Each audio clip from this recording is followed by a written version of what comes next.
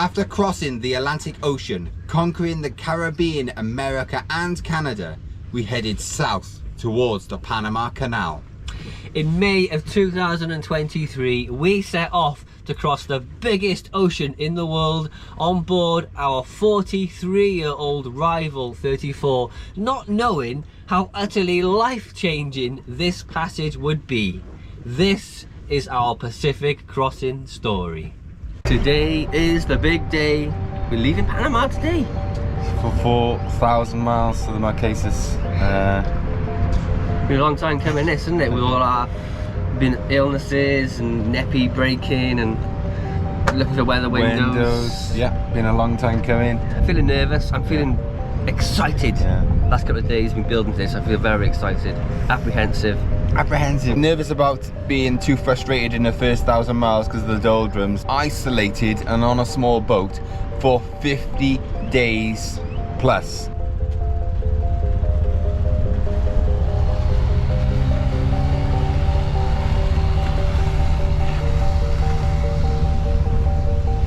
Bye, Panama. See you maybe again in about 5 or 6 years' time. Hopefully. And we're just motoring out south. hello, French Polynesia. Gotta do it, It's innit? like 50 days away. Bit wobbly the camera. Good luck. We can do this. We got it, yeah? I think so. 50 days at sea. So. 5 hours think later. I think so. Yeah. Have we got it? I think we got it. Hopefully. It's the biggest challenge of our lives. Why I'm getting tingly here. Yeah. Yeah. Good boy. Wonderful time. Yeah. A wonderful trip. Yeah. And I'll be watching you every step of the way. And I hope you catch lots of fish. Yeah. Take care. Yeah. Yeah. Okay. Yeah. Love you. Bye. Love you. Love you. Bye. Before the beginning of every long passage we ever do, we always phone our mum, because back in the day when we were crossing the Pacific and where basically we got to halfway around the world, we didn't have this behind us, Starlink. We didn't have no Starlink, we had just a Garmin InReach Mini for basic text messages, so we couldn't speak to our mum through voice for potentially 50 days crossing the Pacific. Yeah. So it was like a big thing, wasn't it? Yeah. And she worried every day, She you know, did like mothers do. She followed us on the tracker, Yeah, it's not watching so- the little, she said calls it the little dot, moving very, very slowly across the screen. Yeah, and she can send us messages, but it's only 50 characters at a time. Yeah. So it was nice to give it a nice phone call just as we were leaving, and yeah, quite emotional that for me actually. Yeah, it was. Yeah.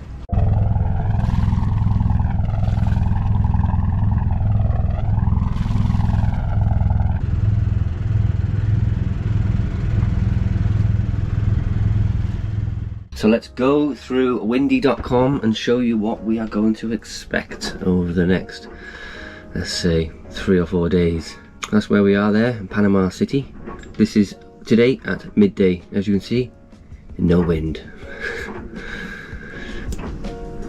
Go run over 24 hours.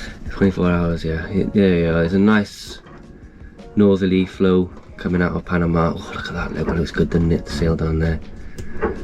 And then another 24 hours. Look at that. Nice finger of wind. That's about 10 to 12 knots of wind there. No. 13 knots of wind. Gusts looking at 15 plus. Yeah. And next day.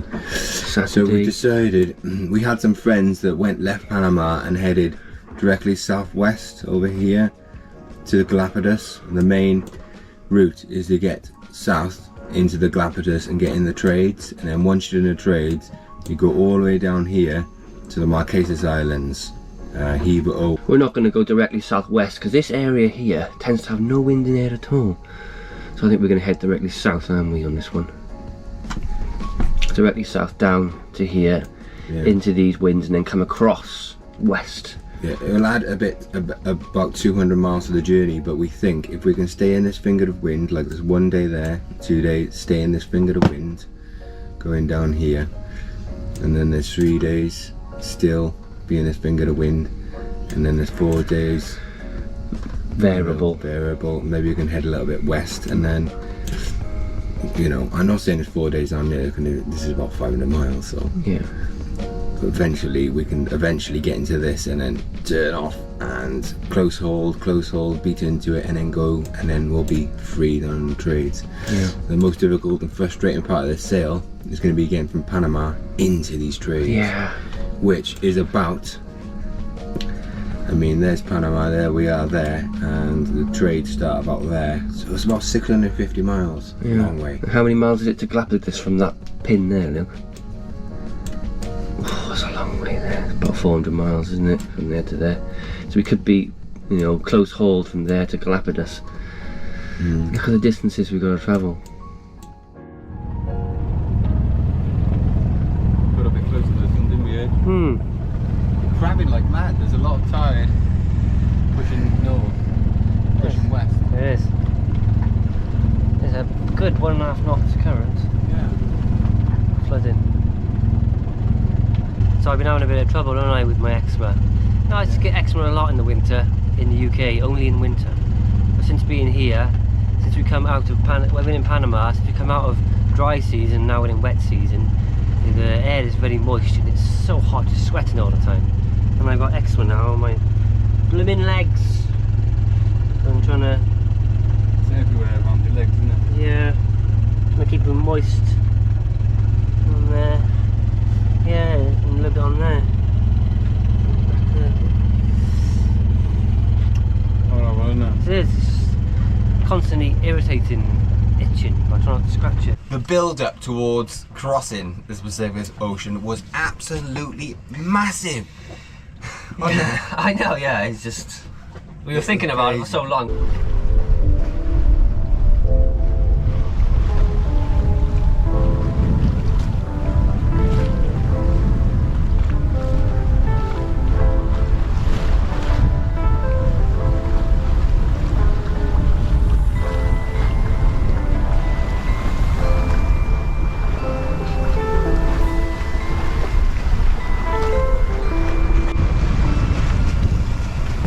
Look who's on the helm! Neppy is on the helm and she's loving life! Back in business. Back with brand new worm and gear. Beautiful, she's doing a fantastic job. Getting 6.4 knots through the water. Overground, speed over ground. Well done, Neppy. She's a happy girl. Do your duty.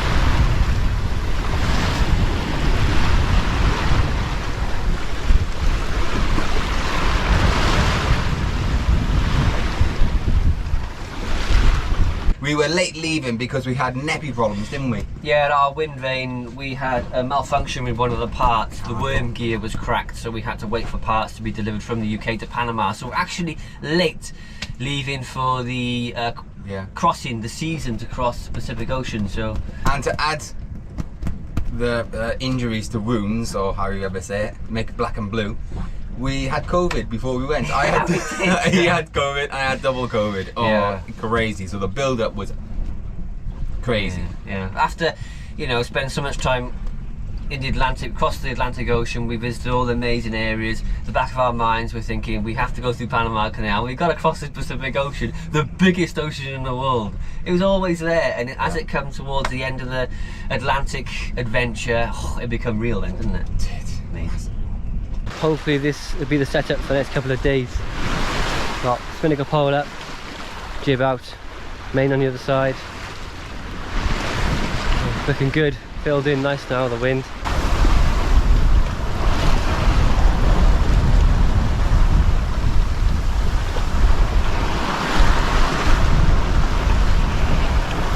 Tea is ready, look at that! It looks absolutely beautiful. Looks like something you get in a restaurant. Where's the cheese? Have a little bit of cheese, can we? Look, buddy. Oh, I'm frazzled. Totally frazzled. You got like, looks like you're wearing a red thing around your neck. Yeah. Yeah, let's get some cheese. Where's the cheese? Here's the cheese. Do you think we should eat the cheese? We've only got 9 blocks. I'm gonna have a tiny bit of cheese with it, I guess. Go on, I'll give it a taste test.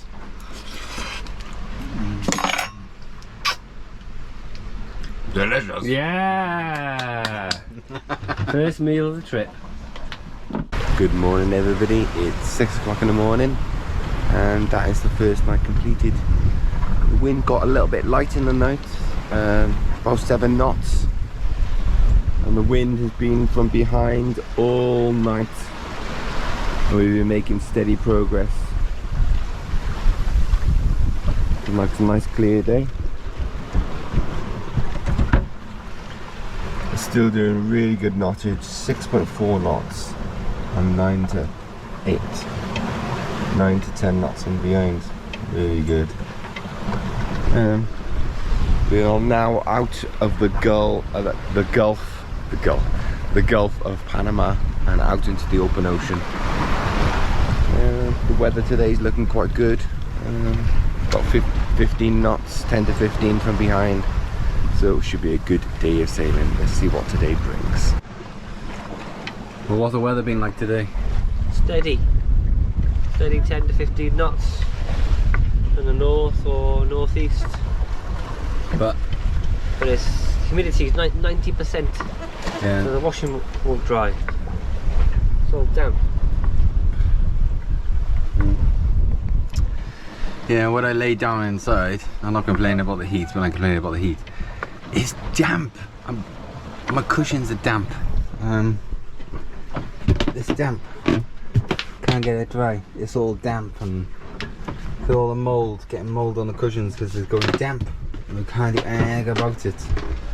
It's so hot, isn't it?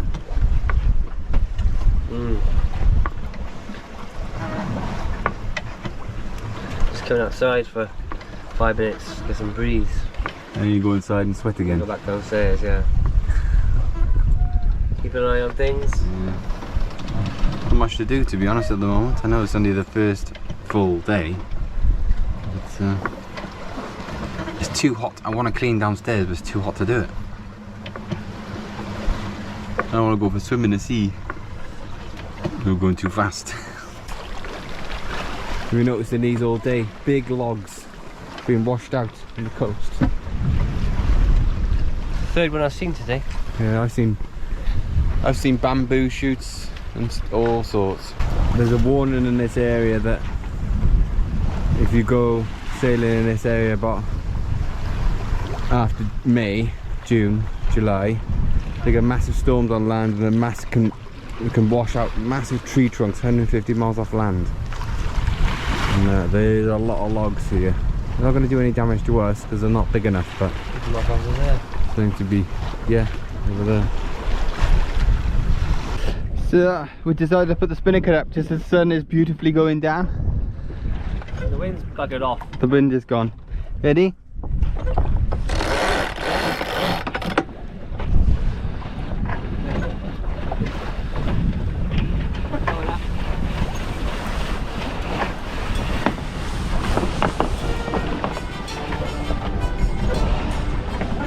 Could bring it down, the bag's in it. The Spinnaker bag.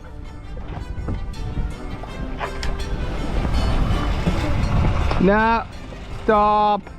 Would you want to save the bag or not? Yes, I want to save the bag. I don't know where it is though. Stand outside of here.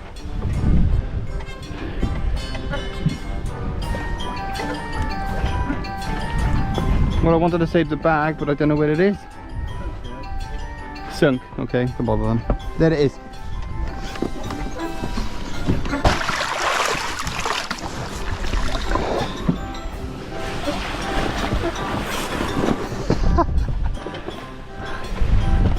Goddamn twisted it. This is how not to put up the Spinnaker. I'll just untwist it from the top. Okay, now put it up. It's good. Hang on.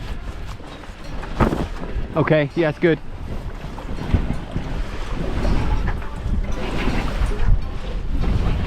Oh god. Spinnakers are difficult to deal with. There you are.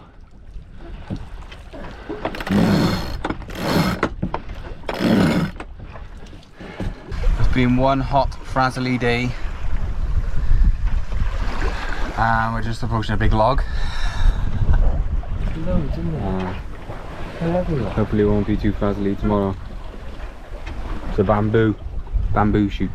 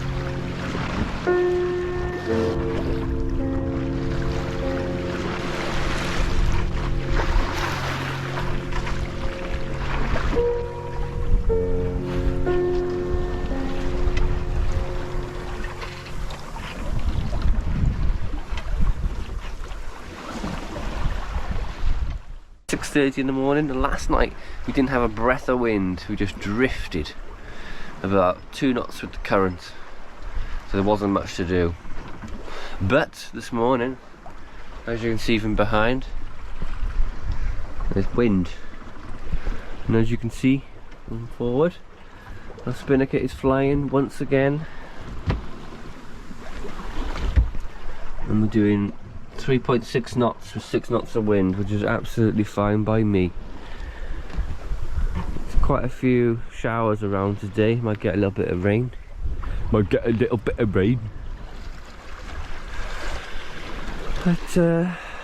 all's good on board. Just put the kettle on, gonna have a coffee and some cereal, and get on with our day. Hitting logs, big logs, trees. Just hit that one. Was scared about knocking Neppy off, but banging on the front and they're going BAM! That's the biggest one, wasn't it? Yeah. Yeah, it's just a little one there. Vibrating the whole boat. If you go in 7 knots, it might be an issue, mightn't it? Yeah. The wind's picked up anyway. Yes. 9 knots. Yeah. And the Spinnaker, lovely.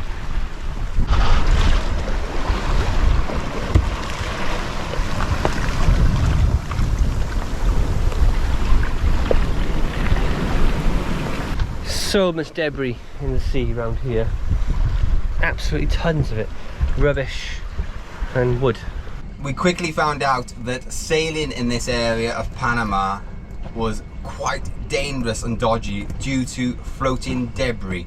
We had massive logs coming past and massive, just like tree trunks and fridges and all different debris, and it was quite scary. So Adam ended up putting, as you can see on the video, a fender at the front, so the bow, to try and stop the logs hitting the front.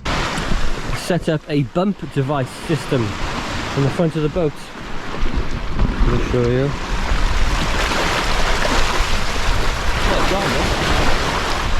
It needs to be a bit higher, I think.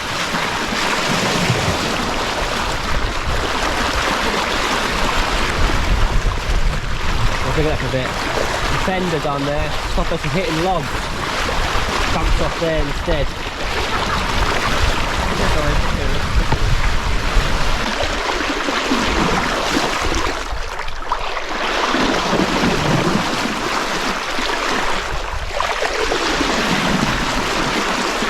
Because we left Panama so late, it was just touching wet season in South America. So they were getting a lot of rain there, and the rivers were starting to flush out all this debris you can imagine coming down the rivers and coming out into the sea, and that's what we were hitting, weren't we? Yeah. Weren't we? Scary. Scary stuff. I just thought I'd give you a quick tour of the V-berth. This is our storage area while we are crossing the Pacific. Yeah, okay. So, you can see in here we have all our sails are on the left. Yeah, the number 2 Hank-on jib, spinnaker, lightweight spinnaker, asymmetrical spinnaker. This is our dinghy we brought off the roof. Some bedclothes here, some bags of stuff, fishing gear, sewing gear for damage. In case you're having damage to the sails, we can sew stuff, and a batten pusher. That's the crisp bag, no, the biscuit bag. And this bag has got about tons and tons of flour in there, and then there's a sea of water in water bags. Everywhere you look, there's water bags in here. And there's food up there, and there's more tinned food all up there, and there's my fishing rod, which I haven't got out yet because we've still got a kilo and 2.5 kilos of meat in the fridge. I'm going to eat all that meat before we start fishing, because I can't catch a fish and then put it in the fridge because there's no space. And we can't have the meat in the fridge for more than a week because it might go off. That's the quarter berth we're sleeping in the night, so it's a bit hot in there at the minute. This is my sea bunk. The bunks come out of the wall, click into place there. You can have them on 3 different levels, really comfortable. Good sea bunks they are. Luke's got one on this side, but he's not using it at the moment because the boat is generally leaning to port, so he's kipping there as well. Just our table. The flags, everywhere we've been so far in the world, we put the flags on the wall. I just went to Birdie. I just went 2 squirts of a lamb's tail to the port. You know what that means. We took an incredible amount of water with us. We took 600 litres of water with us. Some in our main flexible water tank, which is underneath the cabin sole, and the rest in 5 and 10 litre plastic bags, which we filled, and barrels, you know, just like this one. Huge amount of weight we took with us, all because we don't have a water maker. No, and the flexible tank underneath there is only 80 litres big, and there was no way going to last. We budgeted enough water for 50 days, so it's 10 litres a day, even though we ended up using far little. Yeah, far less. And we collected the rain. Whenever it rained, we collect the rainwater and replenish the tank.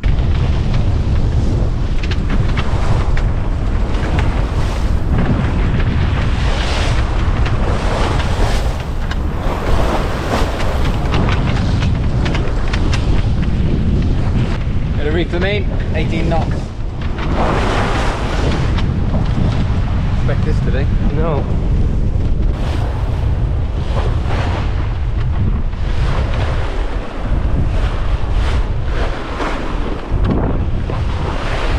Okay.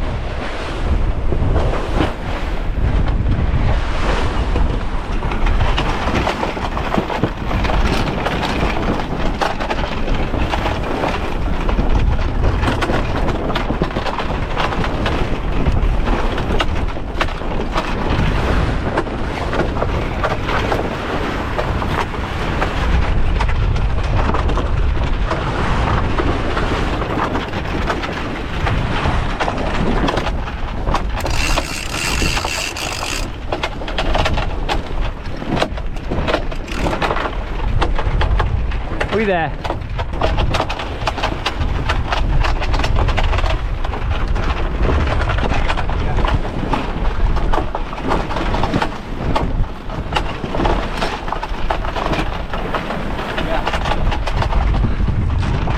Okay.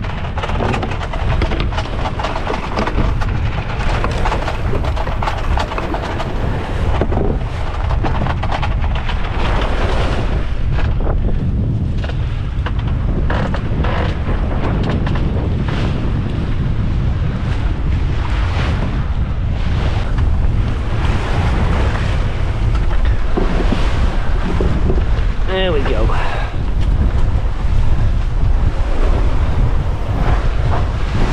We were very lucky at the start because when we left Panama, we had a lovely airflow coming down towards the southwest, and we were able to fly the Spinnaker. But it soon turned against us, and we found ourselves in low no wind and then lots of wind and nasty squalls. There's thunderstorms all around us, everywhere. Look, there's lightning and there's wind coming from all directions. So. And we've just been attacked by about 6 absolutely gigantic dragonflies that came into the boat. And we're running around like a pair of girls. Going crazy, because these things are huge and they're attracted to light. Oh, see if I can show you outside. Where the hell do they come from?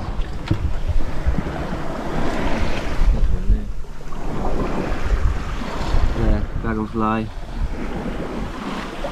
How big that is? There's one behind me now.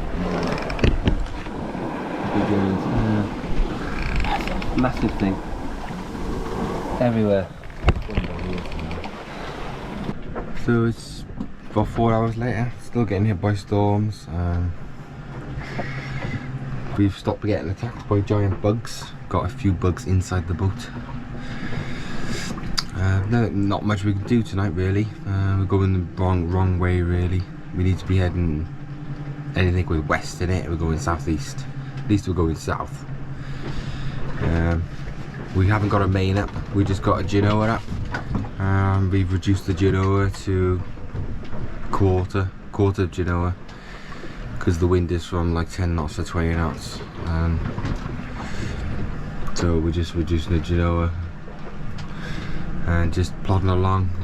It'll be going slow tonight while the storms roll out, and hopefully tomorrow will be a clear day and we can make some headway in the correct direction.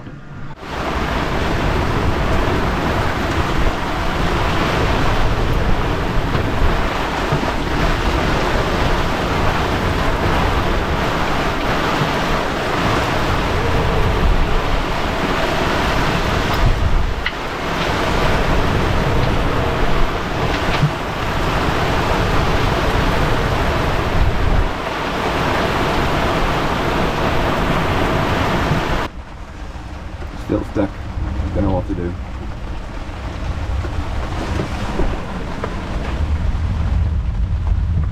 We like this all night.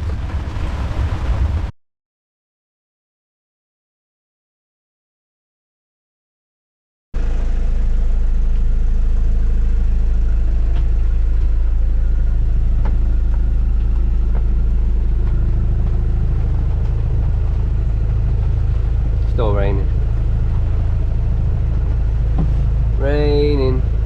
Raining, pouring. Although it's looking a bit brighter out there now to the west, just over there. And maybe in an hour it'll be dry. We can get outside and have some wind maybe.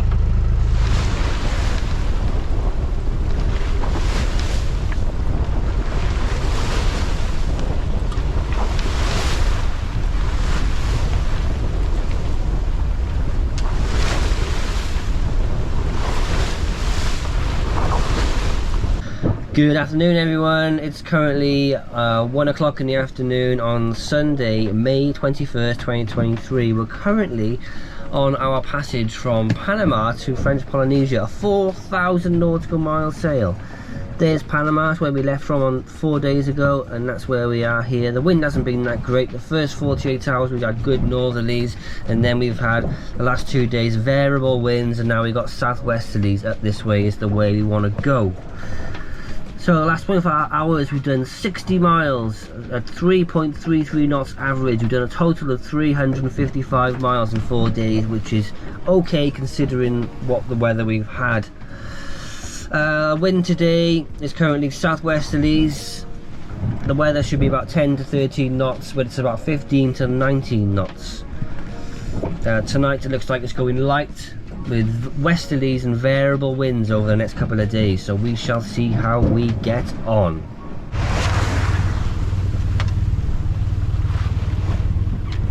We've got a ship heading straight for us. He's pinged up on our AIS. I think he's turned off.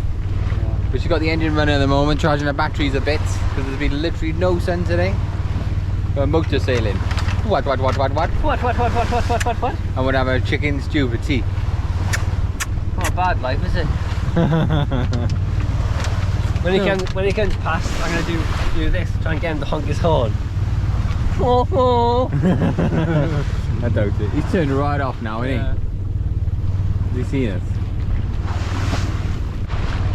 Quick update on the ship. He's turned right off like a good seaman. So he's not going to honk his horn, is he? No, I'll give it all this. I don't think he'll see me. Meanwhile, it's amazing with the engine taking over in forward gear. We do 5.5 knots, and without the engine, we'll be stalling and doing about 3 Because they're beating into these waves. I mean, the engine, it's literally just on above tick over. Literally use less than a litre an hour. We're going to improve our speed like 2.5 knots because we've got some of that oomph to push through the waves. Because we haven't got 1,000 litres on board. What a Bowman 46.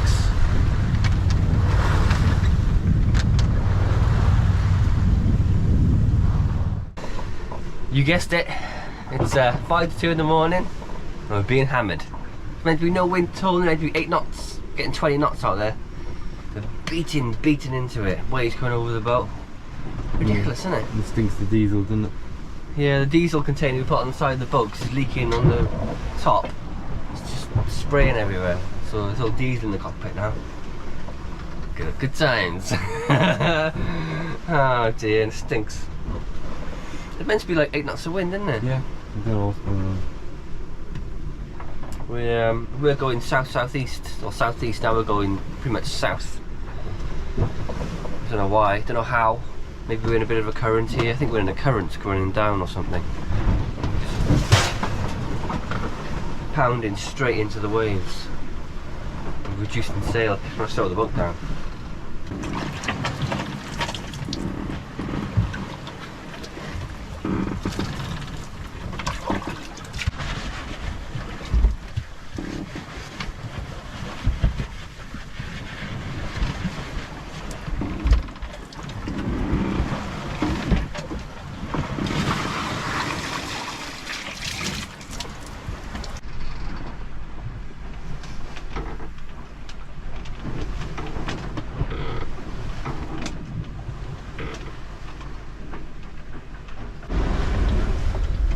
How do you think we've got on over the last 6 days, Luke? 5 days? Well, 6 days tomorrow. Action! Wow, yes! Good, I like your opinion, I like an interview. Yes. I think we've done pretty well, haven't we? Considering Yeah. the weather we've been having and stuff. I think we've been lucky with the wind.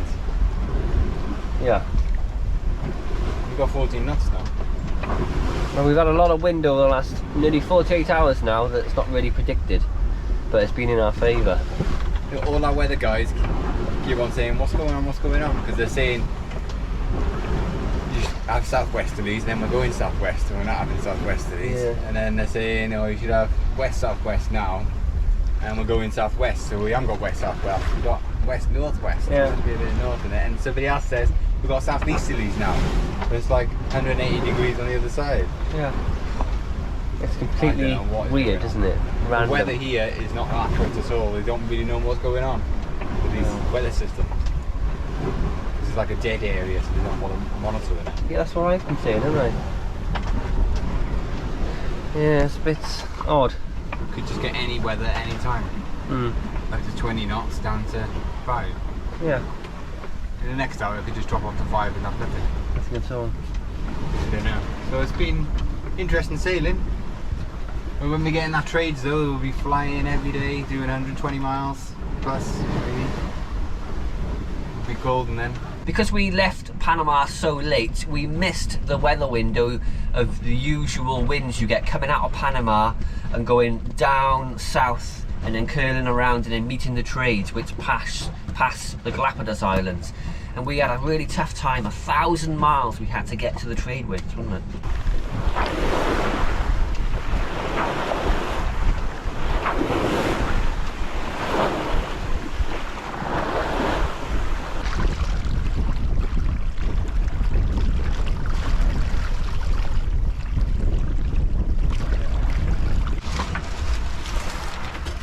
Omelette.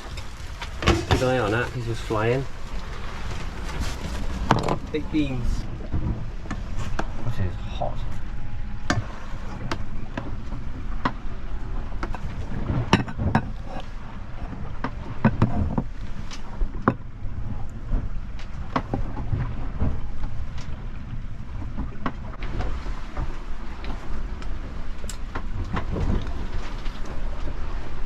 Delicious. Delicious.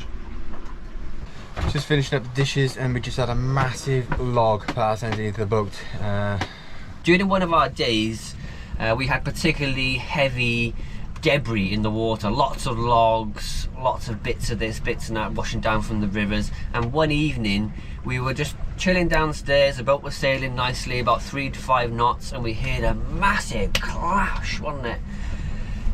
Something hit the front of the bow and we heard it bounce underneath the hull, hit the keel, and then it went bang on our skeg. The skeg protects the rudder at the back of the boat. We got a skeg, nice thick skeg holding the rudder. It was a tremendous crash, wasn't it? And we jumped out and we thought, what the heck is that? Heard it on the front and boom, and then as it come towards, it went underneath, right underneath the boat, and the whole rudder shook very violently. The log must have hit the skeg at the back. If it weren't from the skeg, it could have possibly taken out our rudder. Horrendous noise. And then about 30 seconds later, it popped out of the back and just missed Neppy, the paddle, water paddle in the back. So close, it would have taken that out as well. And then we were now thinking, oh my god, that massive log, you know, it must weigh like half a ton in weight. It's passed underneath the boat. I wondered if it's taken out a couple of blades of the prop or snaps off a blade of the prop. So we just tested the engine and it's no vibration, it seems to be working. I can't imagine what it would have been like if we would have had a more modern designer boat with a thin spade rudder. That size log would have snapped that thing off and we could have actually sunk. It also really bent it. Yeah. We're on the south-south-east course and we're running out of space. There's land to our east. We want to get away from the land because of that log incident. Yeah. So the wind's coming from the southwest, right? So we made a tack, and the boat will only sail north. You can't sail west at all, which makes no sense whatsoever. The wind's coming from the southwest. We should be able to make west, northwest at best with this boat, but we're heading directly north, and that doesn't make any sense to me whatsoever. So at the moment we're completely stuck. Less than 100 miles away from the east coast here. Yeah. And can't go west, can't go south, we can only go north. We found ourselves getting pushed towards the Colombian coast, I think it South was. America. And all of a sudden one night we were stuck in a massive current that was taking us toward, we were in about 100 miles away from the coast, and we didn't want to get any closer because of the debris in the water, and we were getting pushed. A current was pushing us towards the coast, and we were really nervous about this. We thought maybe crossing the Pacific is over even before we start, and we're gonna have to turn around and go back to Panama and wait until next year.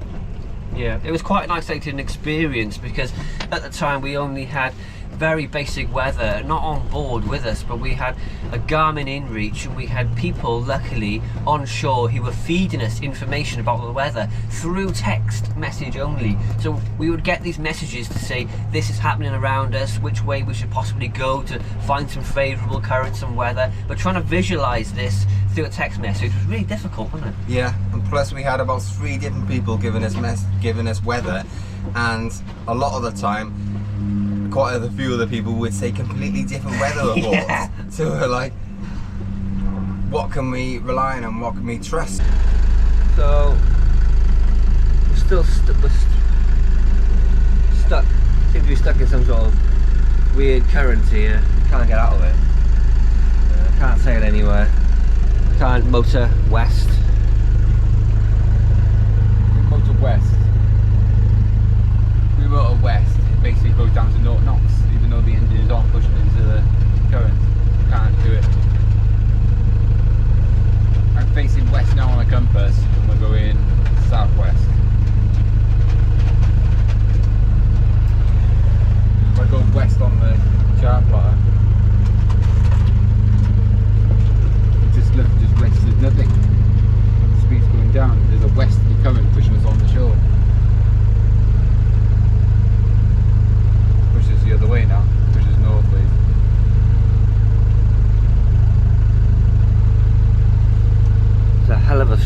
current, isn't it?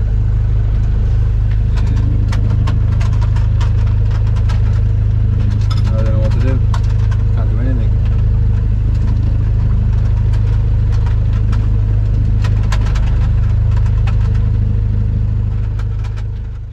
So after last night's shenanigans, getting stuck in a hell of a current, like 2.5 knot current pushing us to the east.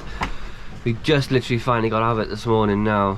One of our amazing supporters, she texted us and said, you want to head this way because there's currents going this way, and she saved our bacon and we managed to get all the currents. Thank you very much, Gail. Thank you, So Gail. appreciate that. Yeah. We'll always remember that. Yeah, always remember that.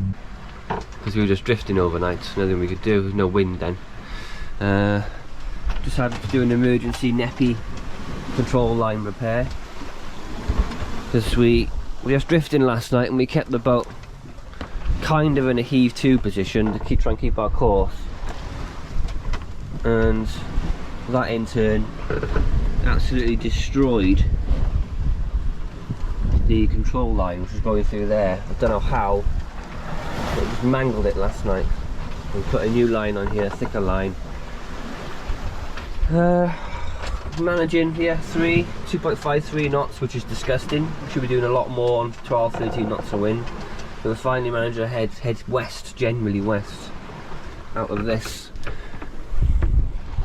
And you could see this morning the spikiness to the sea, and the raging current. So our plan is to head as far west away from this crappy coastline as we can, and not come back to this current area. And then if we can head west, we're pretty south, so maybe I'll pick up some trades in like 100 miles to the south. It's 7 days tomorrow and we're still fighting. So today is day 6 and we've been motoring all last night and all this morning until about... Day 7, sorry. You could see. Till about 2 o'clock this afternoon we've been motoring. We turned it off and we have a little bit of a breeze. It's coming from the southwest. Today, overnight, and tomorrow is going south-southwest.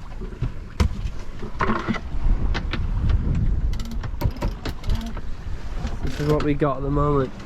Really tight onto the wind. Really tight. 11 knots, and we're going south. And really, we want to be going southwest over there. What was you saying, Ed? Just saying that we have so much going on, but when we get to eventually get to French Polynesia, by the time we get there, we'll age 10 years, won't we? Yeah. My beard will be all grey, and Luke will be completely bald. Maybe.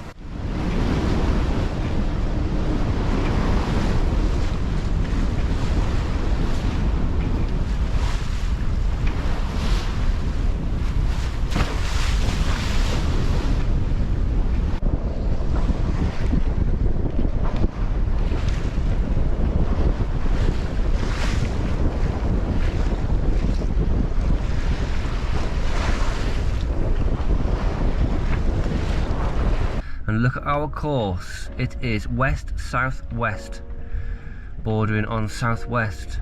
So we managed to pick up a southwesterly current which is running down here and around the bottom of Galapagos.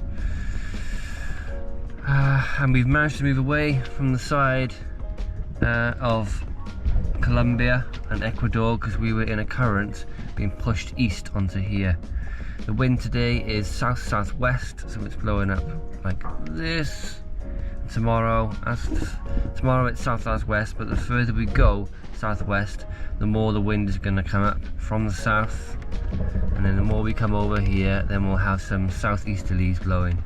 So it looks like we're on target to get out of here and get into the trade winds, which are down here blowing southeast. Hopefully we can keep on this track. We're having a fantastic sail today so far. Absolutely wonderful. We've got 13 knots, 4.3 knots speed over ground, and the angle is 236 or 230s. So that means we're going southwest, west-southwest. Yes, you got it right. The wind now between 12 and 2 o'clock, it's currently gone 12 now. South, blowing south for 2 hours and then going south-southwest. But the further we go west and south, the more the wind is going to come around to the south, and then there's some south-southeast in the forecast. 100 miles that way! Yes! Yeah.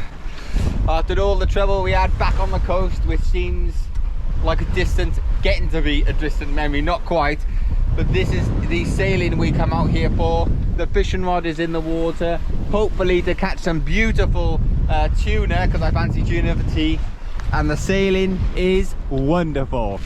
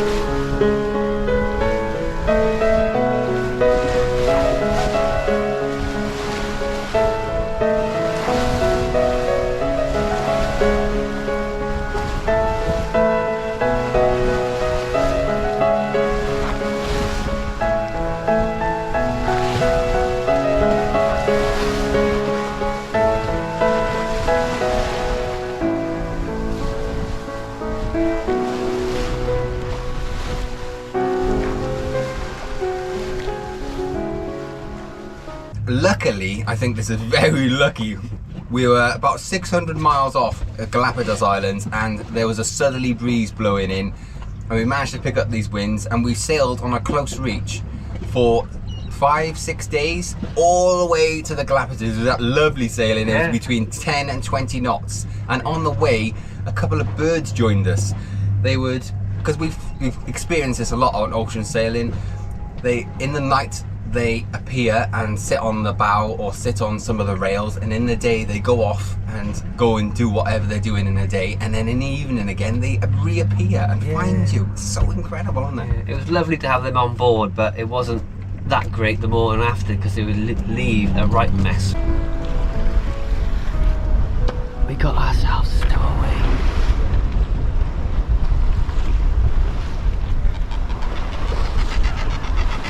What are we gonna do? You can't get on that wire.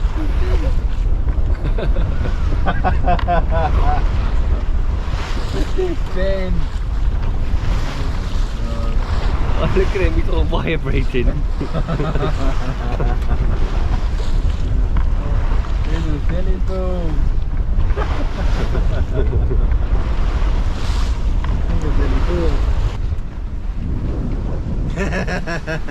Brilliant, isn't it? Crazy, isn't it?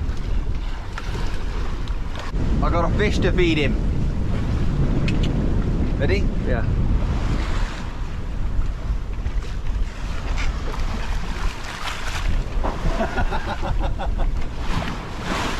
Did he get it? I don't know, he went for it, didn't Yeah, he did.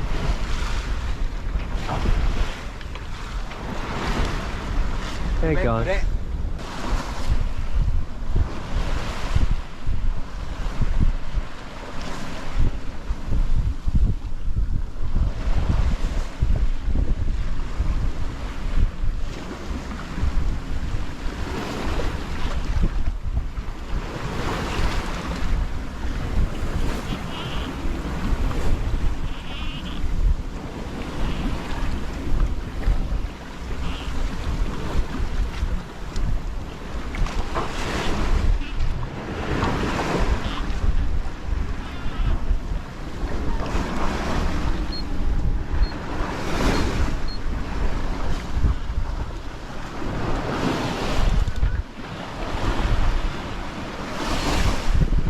our last day for a long time in the northern hemisphere, because overnight we're gonna pass into the southern hemisphere, across the equator.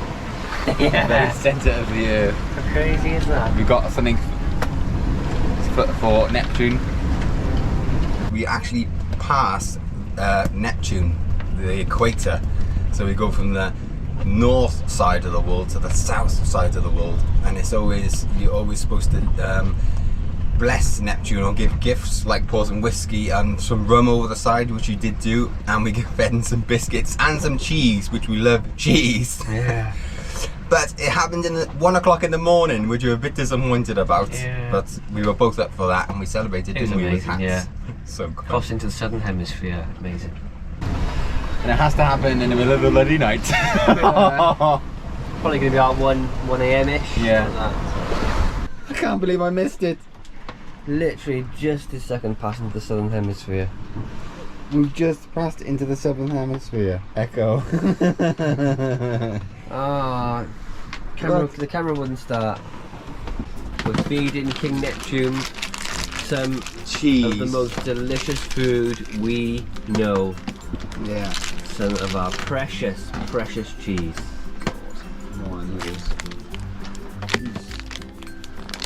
Ah, done it. 2 slices of cheese. We are precious cheeses. Well, getting that covered. A couple of our beloved biscuits. And some rum.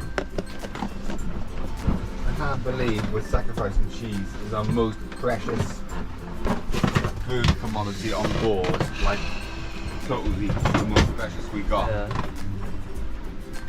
There's some nice rum.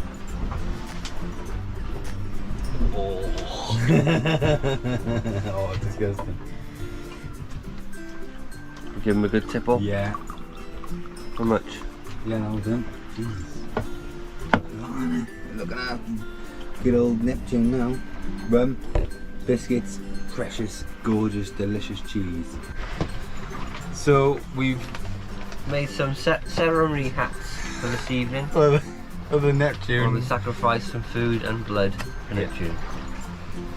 We should be wearing these hats all day tomorrow in celebration of Neptune and passing the equator. Yep. What do you think? Brilliant.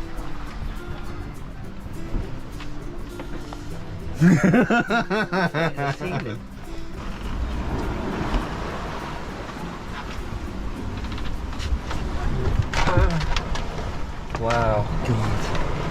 You dropped your Neptune hat on. Ready then? Yeah. Go on in. Bless you. There. Bless you, Neptune. Be good to us.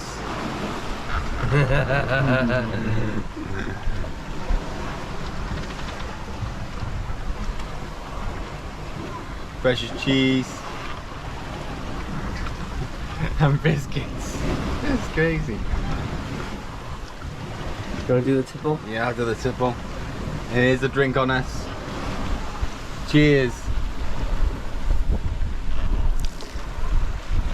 Yeah. Yes.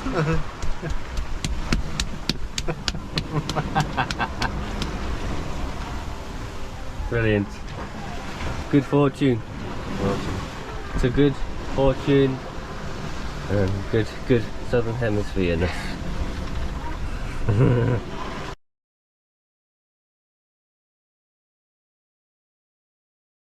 Today is Neptune Day, because last night we crossed over the equator into the southern hemisphere.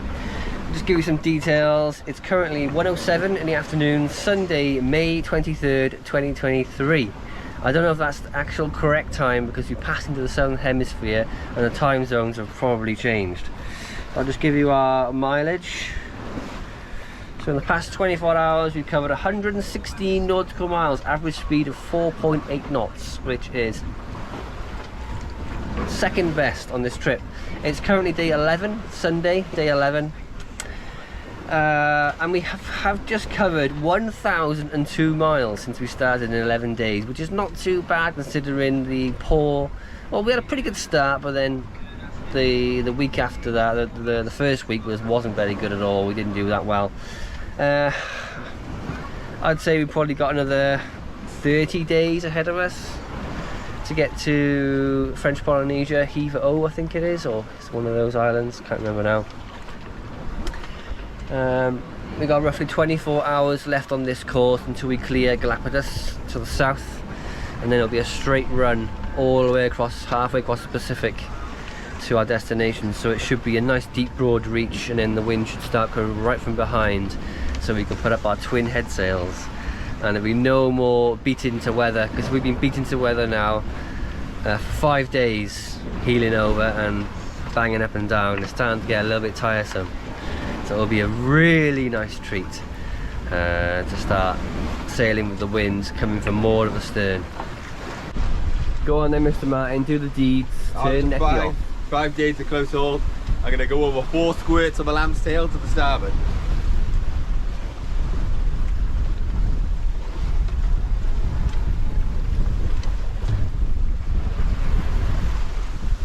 There you go. Oh, it's nice. It's nice already. Want to ease the sheets? Why don't you ease the sheets?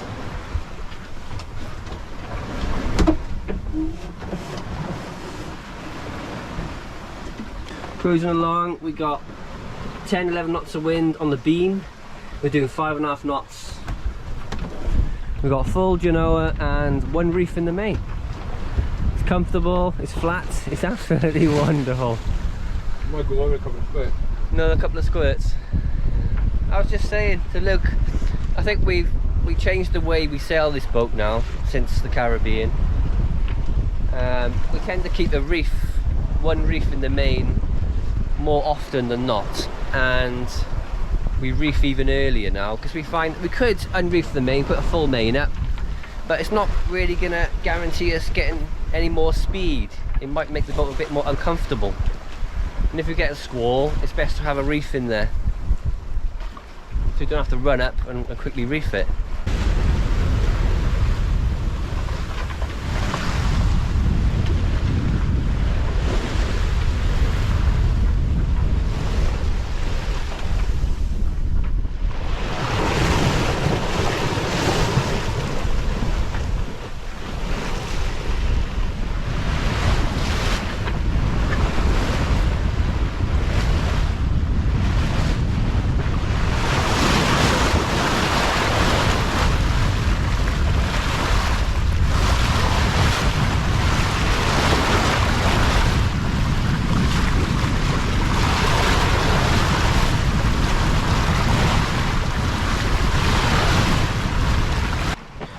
Has Luke made the fateful mistake of opening his bar of dairy milk this early in the trip? We've done 1,000 miles, Adam. He's a bloody fool. Show him what you got. Look at that. Bought from Panama before we left. Expensive. Yeah. Nice. What did it say it reminded you of? He's got all camera shy now. I said it reminds me of Christmas when you were kids, where you don't have chocolate. Yeah. And then you get up early in the morning, like 4 o'clock in the morning, you can't wait any longer because you can feel the presents at the end of your bed. And then you get up and you go downstairs, and the first thing you do is open up a bar of fruit pastels or eat some chocolate. And that's what you have all morning, just eating chocolate. Yeah. Sweet. That's what I used to do, go under the Christmas tree, get tubes, and you tube of fruit pastels. Sweets, yeah, and get a can of Coke. A can of Coke, open a can of Coke. We never used to have Coca-Cola when my kids did, we got chocolate like that. It was an absolute treat to have something like that. Only at Christmas. Yeah. All the sweets. And Terry's chocolate orange as well. Mum used to have that, didn't she? Oh, Turkish delight she loved, didn't she? Yeah, that was a treat, wasn't it? I thought she still lives it. I used to love the smell of the Christmas tree. Because we used to have a real Christmas tree, didn't we? Yeah. You come down in the morning, you can smell the pine. Oh, it's so heavenly when you're a child. Christmas is just, I don't know if it's the same now, but like it used to be with the old-fashioned. We used to go up into the loft and get the decorations down, and you could smell the aroma coming off the decorations, couldn't you? Because they were like 50 million years old. You could hang them up with drawing pins, and then Mum used to drop the drawing pins on the carpet, and then when you're kids, you used to run around and get them stuck in your feet. Remember that? And when you were walking on your knees and you had one in your kneecap. Playing with cars, Yeah. you usually get crunching into your kneecaps. Yeah. Strength. Yeah. Those are the days, aren't they? Fun days. Not fun anymore, are they? Now you're sailing around the world. Yeah. I know when you're a kid, Christmas is really something special, isn't it? Yeah, it is. As we started to get, deep into the passage, a couple of weeks in, we ran out of, basic things like chocolate, biscuits, crisps. We didn't get enough, did we, when we were in Panama?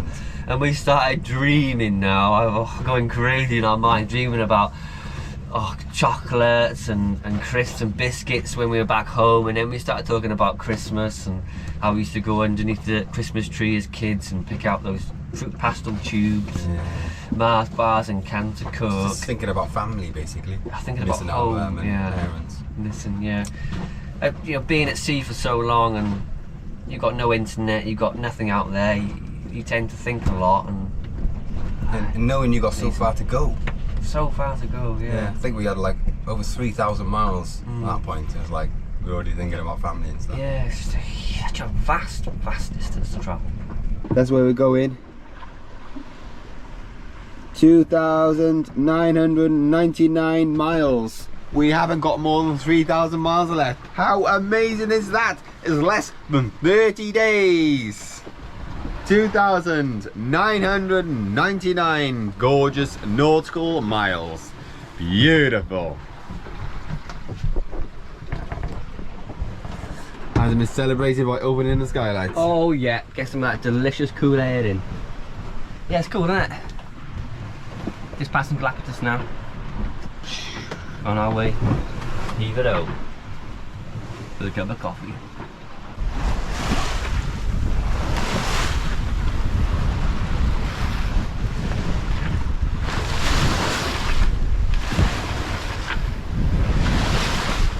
We've got a full Genoa up and 2 reefs in the mainsail, would you believe it? And she's sailing along nicely, about 5 knots under that.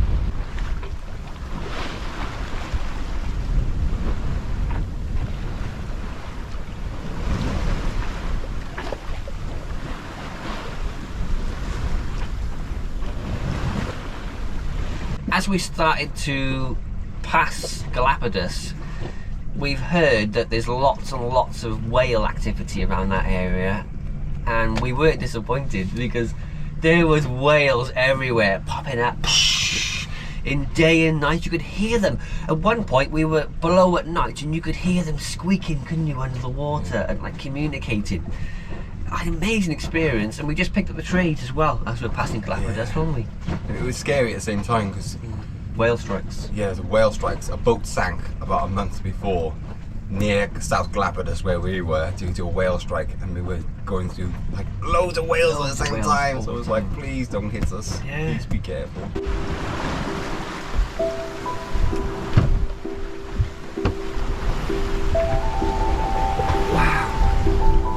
Massive!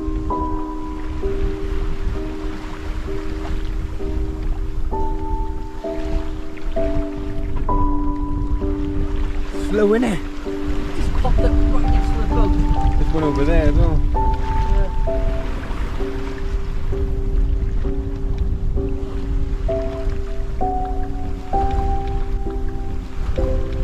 It's massive, look. Massive! Scared the hell out of me.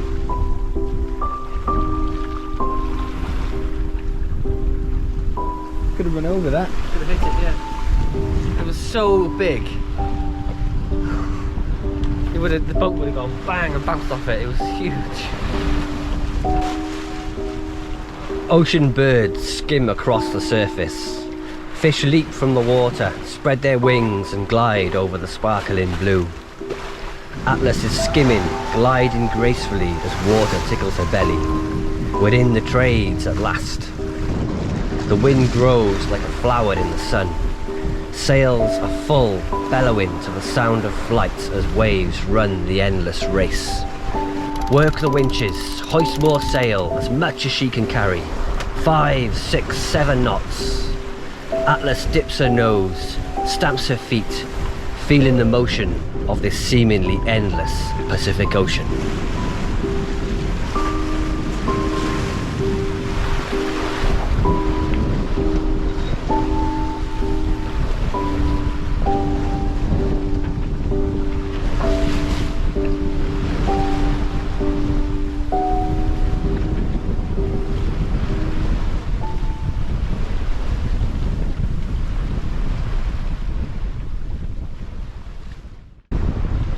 We haven't changed the sail setup since last night. It's been like it for 12 hours and we've been flying all night. Comfortable. 15 to 17 to 18 knots. Good speed. Quite comfortable. Check Neffy over, make sure she's okay. Yeah, I checked it this morning. Did you? How's the paddle? Any moss going on down there? It's gone a little bit green. A little bit. Yeah. Starting to grow stuff on it. I think that's a. I know what it is. That is a thingy bob. What's a thingy bob, Liv? Thing. Thing, what's the thing? Barnacle. Goose barnacle. There, is it? Yeah, look at the top. Little tiny goose barnacle below the nuts. Oh yeah, there's a goose barnacle on there. So I bet there's goose barnacles on the bottom of the hull. Oh dear. They're growing on the paddle. How the hell did they get on the paddle? Amazing, isn't it? Yeah. Struth! I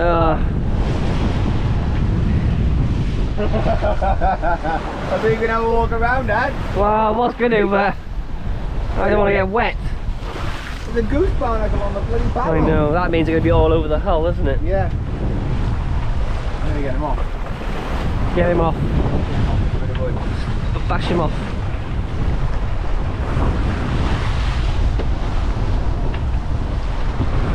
We're meant to be in south-easterly trade winds here. We get him off. Yeah, got him. Gone.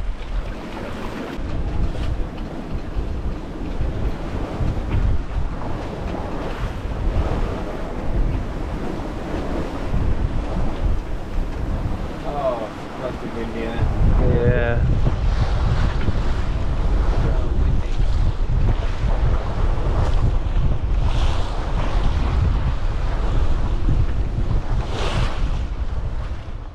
A couple of days ago we noticed our navigation light on the front has ceased to work again.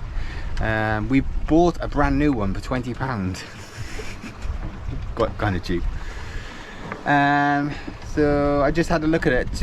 It's been too rough to have a look at it, so I've just taken the cover off now and it seems okay. Everything seems intact on there, so we may be thinking the bulb might have gone.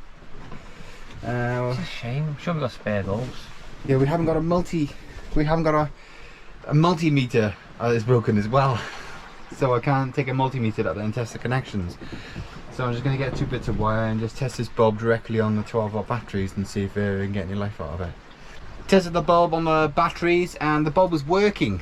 Adam's just been in the V-berth, haven't you, Ed? Just climbing to the V-berth now, and there's a coil of wire there that goes up, and it goes up and feeds the lights. It's ripped out. One of the cables there has come out. So I think what's happened is I rammed loads of stuff in there because we needed space for water, and then we've been sailing on this side. Everything's been banging on this side. It's caught the wire and ripped it out, and the wire's gone all rusted, so it's been like that for a bit.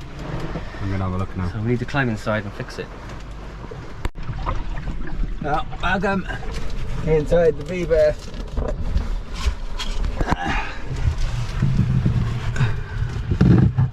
This is what we've come across. Here's the wire feed in it. Look at that. Rusted to bits. the water must have got in here somehow. It's rusted a bit, so I'm going to tidy all this up and rewire it. Put 2 crimps on there. Hopefully it'll be golden.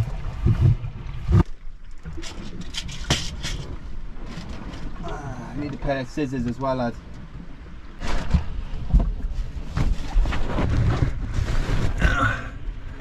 So there we can see. Fix the 2 ends. Put the cable connectors together, squeeze them down, and I've also put shrink wrap on there. It's very hot in here. Why is hot? I think there's water running down on the outside of the pole, so we need to silicone on the outside of that where the wire goes in the top of the stanchion, because water's coming down and rusting this. Fixed it. Put the bulb in. Oh, it's challenging, really challenging. There she is, burning brightly. Just gonna put the cover on now. And it should be done. So the problem with it was this.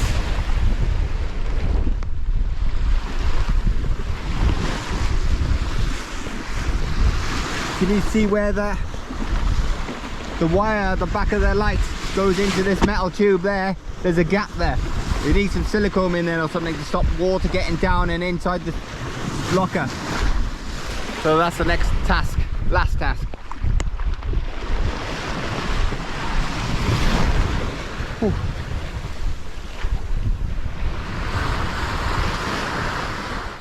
Good afternoon everyone. Today is Friday, June 2nd, 2023. In the last 24 hours we've covered 126 nautical miles.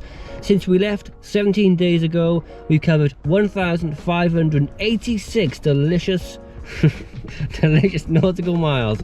We currently have 2,617 nautical miles to go until our destination in French Polynesia.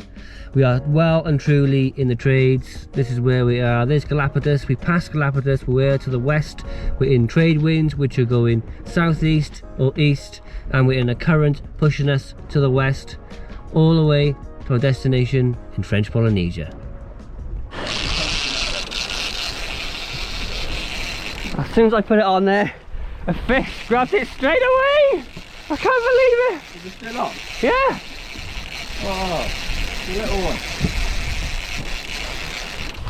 It may come off. You want to eat it? Good for one meal for us.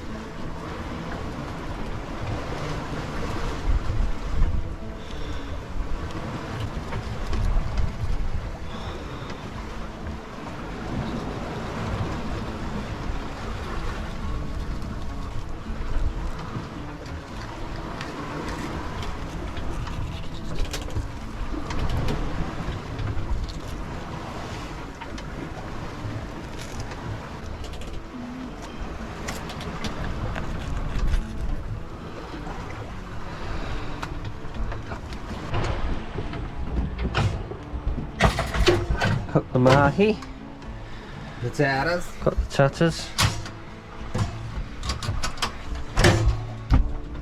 Mahi. Delicious. Done. I'm just chucking it back in the sea, you. Yeah. Cooking. 5 minutes, are we done? The sea is our sieve. Yeah. Mashes up there. This lives in the sea. Put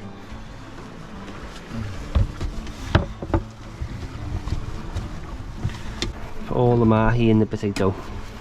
All of it. Whole thing, whole fish in there. A lot of fish. Something smells delish. It does smell nice. Smells of fish and potato.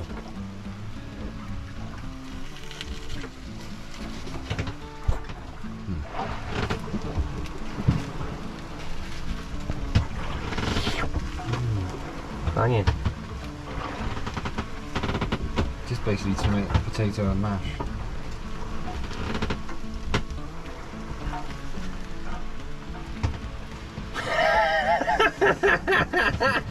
Oh, there's your fish cake. That? That kind of worked. Yeah. Okay. Ta-da! Oh god. Fish cakes. I then wanted to make little patties and I just said no, put it all in, it'll be fine, but it hasn't turned out fine. Yeah. Doesn't matter. It's all going in the mouth, isn't it? Down the same hole. Adam will beat me later. Yeah, I'm gonna beat him. Senseless. Okay, well let's get the beans going and then we'll just chuck them all, chuck the rest of that in there to warm it up, Luke, because I think the fish cakes have had it now. Oh, you're disappointed. A lot of food, isn't it? It's a lot of food. Actually, it looks quite nice. I mean, more cooking we normally do on this channel is pretty good. This is fresh fish caught this morning. You can't get fresher than that. Not frozen, even fresher than your local fish supplier.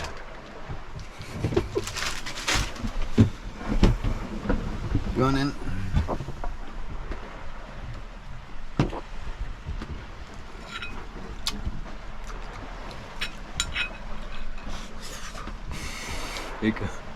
Mmm. Delicious, Luke.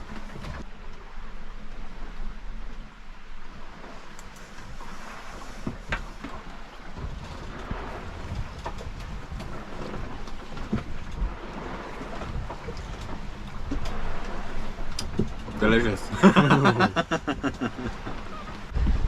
End of another day today, Adam. Day 17, believe it or not. What kind of day have we had? It's been a good day. We had good sailing, really fast sailing, didn't we? Yeah. Really fast. We had 8.4 knots today because we surfed on a wave. The wind's been off and on all day, innit? Sometimes 8 knots, sometimes 20 knots. And it's been sunny. And it's getting a little chilly, innit? It is getting chilly. It's chilly.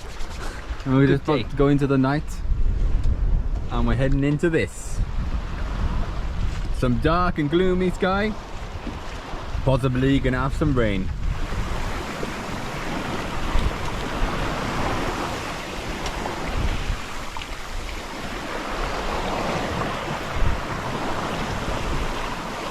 Another day at sea.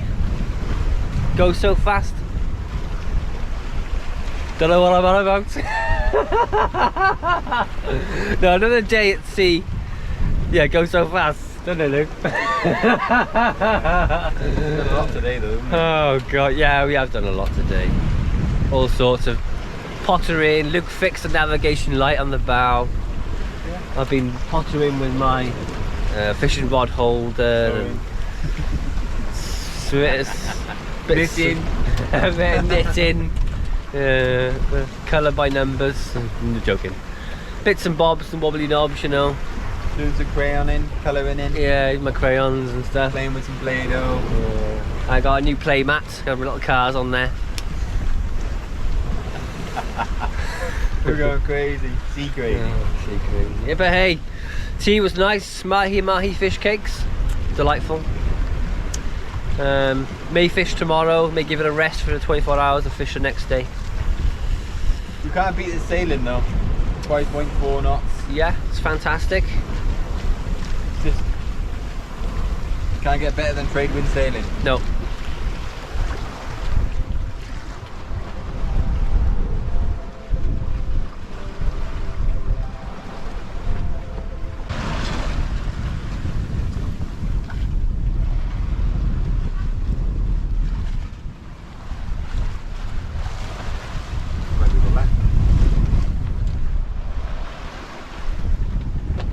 Any more of the other bread left in the bag? Pretty sure there is. There's more bread in there.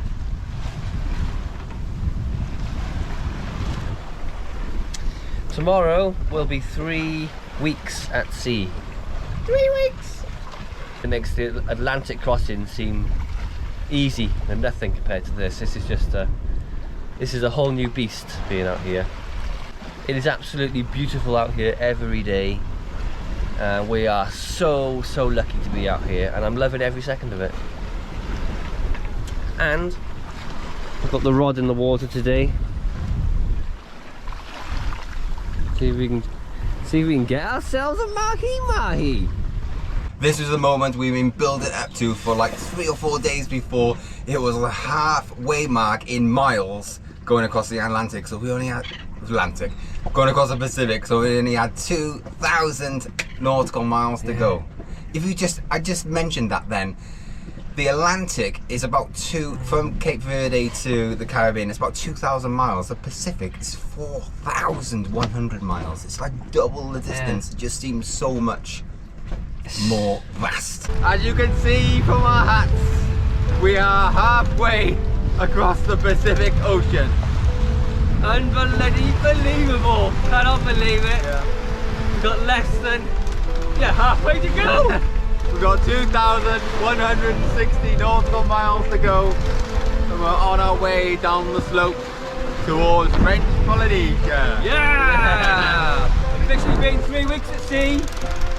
Let's celebrate halfway! Yeah! Woo! Amazing! Brilliant!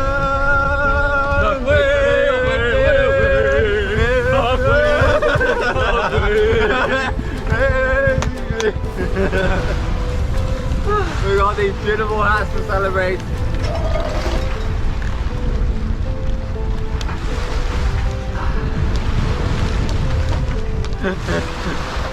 Halfway. Ah, amazing. Downhill from here, look. Yeah, and a beautiful breeze blowing today. Beautiful sailing. Yep. 5 to 5.5 knots. Yeah. Beautiful. Let's we go to French Polynesia. We're dancing on the deck, weren't we? Halfway. Can't believe we're halfway. So There was just the countdown then. It To get in there. seems like something you'd never do in real life, but when you're isolated on a boat, it just seems totally natural. You'd never do that in real life because you'd be like, oh, I look like a complete idiot. But it just sounded, it was that's a what you do when you're out there, beautiful isn't it? thing, to experience. After a really comfortable night, I think it's 5 o'clock in the morning. It's getting about 11 knots. We just got the Spinnaker down. Just got Neppy back on. We've got the Genoa and the main up. Absolutely wonderful time of the day. We had a good night. Flying spinny all night, settled. Really good sleep off watch. Really nice. A bit slow, but yeah, I kept waking up then because you could feel the boat heeling over a little bit because the wind and the Spinnaker moving around. I thought, nah, time to get it down. A lot of people have been saying that we're going to get a lot of goose barnacles on the hull. Yeah. The bottom of the hull, and a lot of dirt on the side of the hull. So after a couple of weeks in, we noticed we started to get some growth. We noticed on our wind vane neppy on the paddle that was in the water, we were getting some goose barnacles on there. If you start getting them on there, you know you got them on the hull. And we were looking, we couldn't see, but we put the camera and looked it over the side, and you could see Atlas was starting to grow a beard. Look at that. Look at it.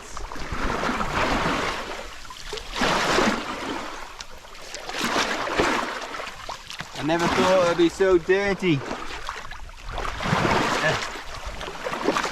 Right on the ground floor. Along the waterline, wasn't it? All green and yellow starting to come up the hull, and we thought, oh, this is going to slow us down, isn't it? We've got like so much more miles to go. Yeah, there's no way you can clean it out there unless you get a totally clear day and risk getting eaten by sharks.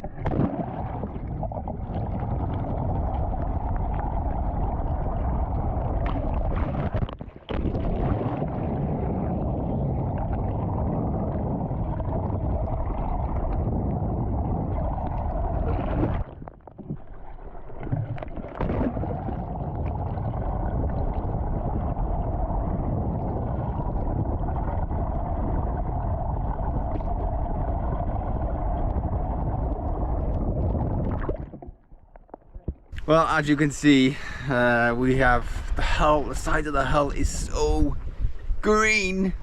Disgusting. It's terribly green. But it looks almost like a tattoo to say she's a well-travelled boat.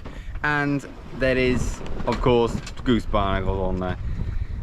They're easy to get off, but they've got them. They seem to be young goose barnacles. Like they're all going to grow, I think, to really big, long ones. Probably over the next 20 days. Yeah. Dear. To be expected. Yeah. But there we go. When we got to the anchorage, there was a lot of fresh water runoff, so all the goose barnacles, because they don't like fresh water, they all dropped off. But the yellow stuff and the slime on the sides of the hull, on the white bits on the side of the hull, was a nightmare to clean off. We had to get scourers and really scrub it. It took hours and hours to get off. Nightmare.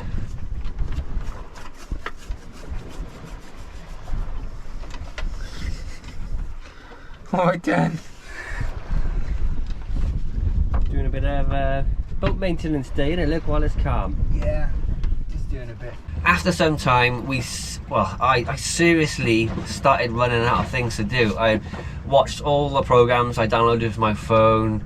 I read all the books. I've listened to podcasts, listened to all sorts of things, and we were just trying to find things to do, weren't we, out there? Because there's literally nothing to do. And I started making things. I've still got today, is a mosquito net. So that goes onto this the front walkway hatch thing. I made that when I was offshore, and amongst other things. It was just to keep your mind occupied. Yeah.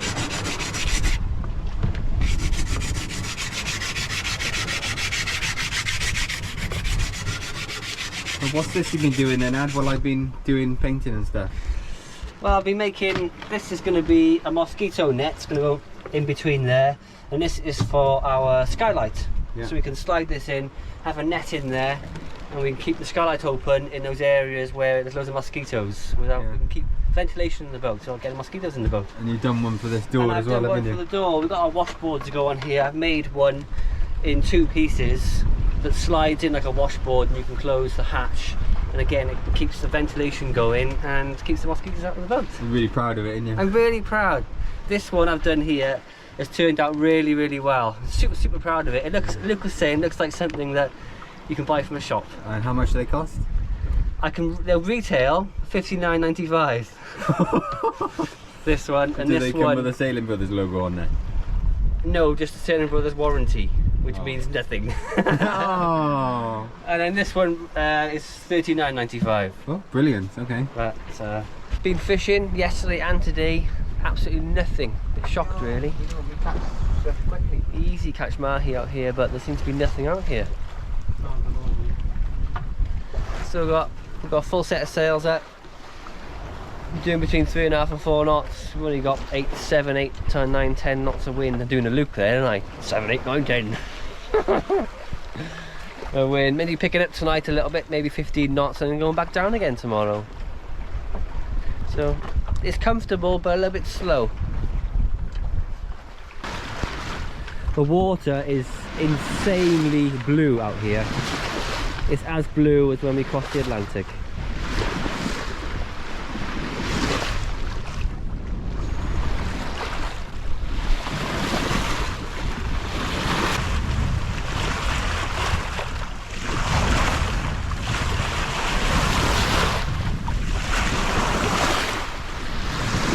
Yeah, wonderful.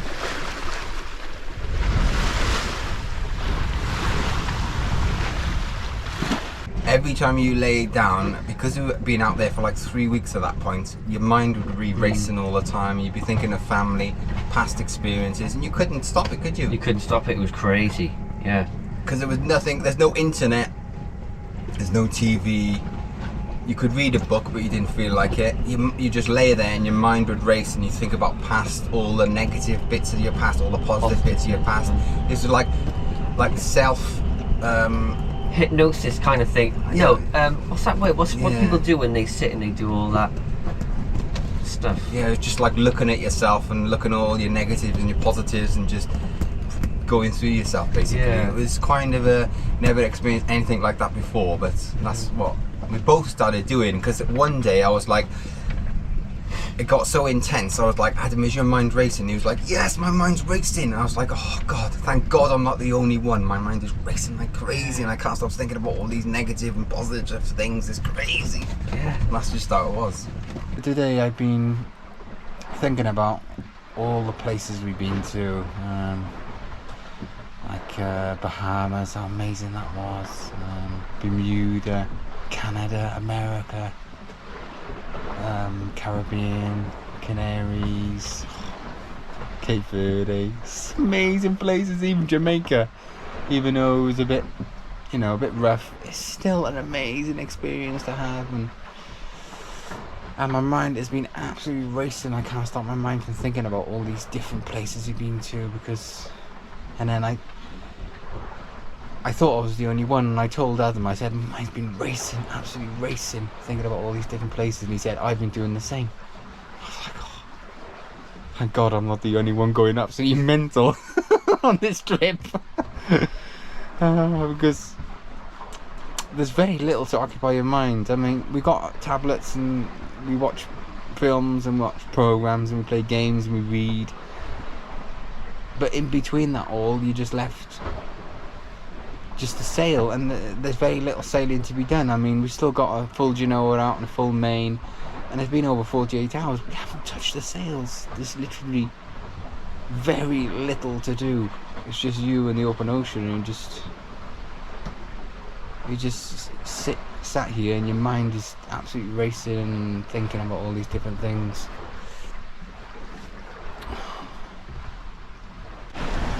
Another one is a look. Yeah. Another big mahi on the line. Been fighting for about 10 minutes, haven't we? Doesn't help that we're sailing at 5.5 knots. Trying to get it in a rod. He's just over there, he is. I haven't had a fish for 3-4 days, so it's going to be very well good eating if we can get it on board.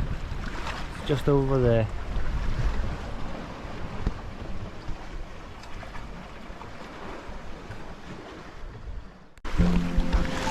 Pacific dolphins, right in the middle of the Pacific. There's loads! It is loads. Nice, isn't it? Yeah, nice to see someone else. Look how blue and beautiful the water is. Amazing, It's incredible. I know we always put dolphins on the videos, but they are special. They're beautiful.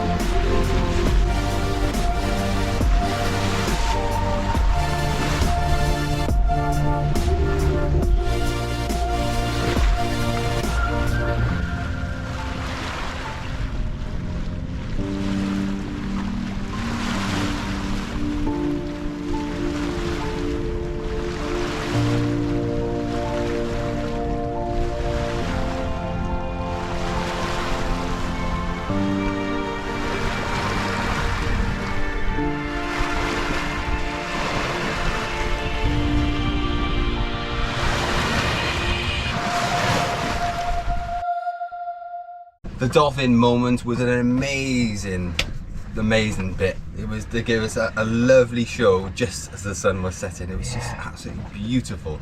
And as you can hear Adam say, it's nice to see, he was like, it's nice to see someone else. We hadn't seen anybody or any sign of human beings, any planes, any ships, any sailboats for 22 days. Day 23 at sea. And this morning couldn't be a different morning.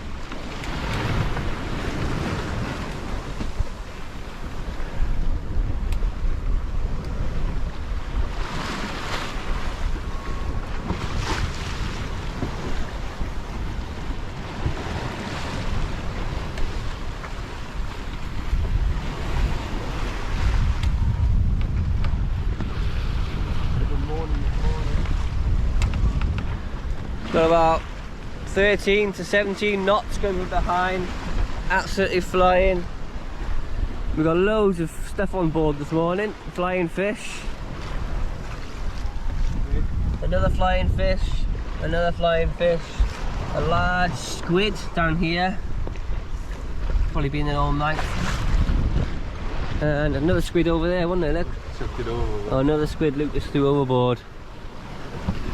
So it looks like we'll be having a fish breakfast. Might put one of them squids out on a hook. That's what the mahi are eating. You got to think to yourself, how do these squids get on board? Do they fly? They must be jumping up the water trying to get away, isn't it? Oh, waves. Got, I think we're going to put twin headsails up today. Got the jib over there and get the main down. There's enough wind for it, definitely.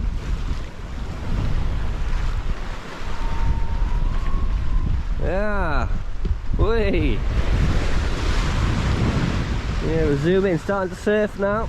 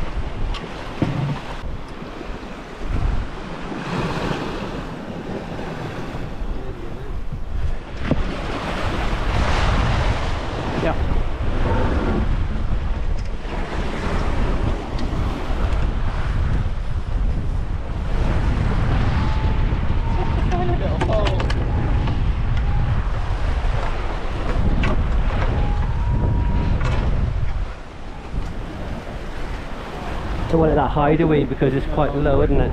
Try there for now, yeah?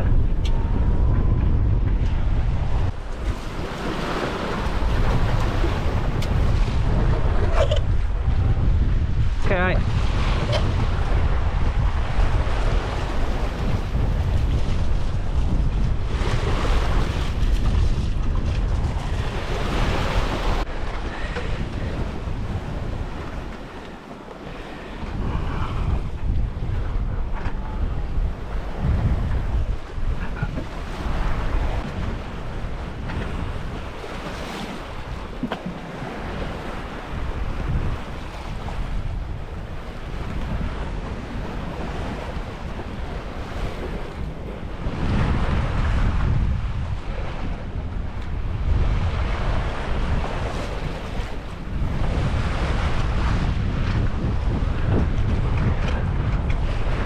Hoisting.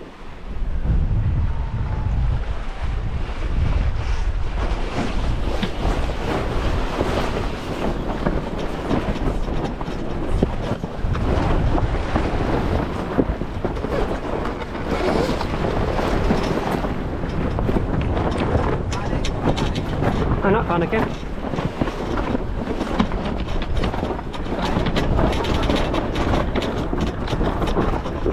Okay, you can sheet it in now.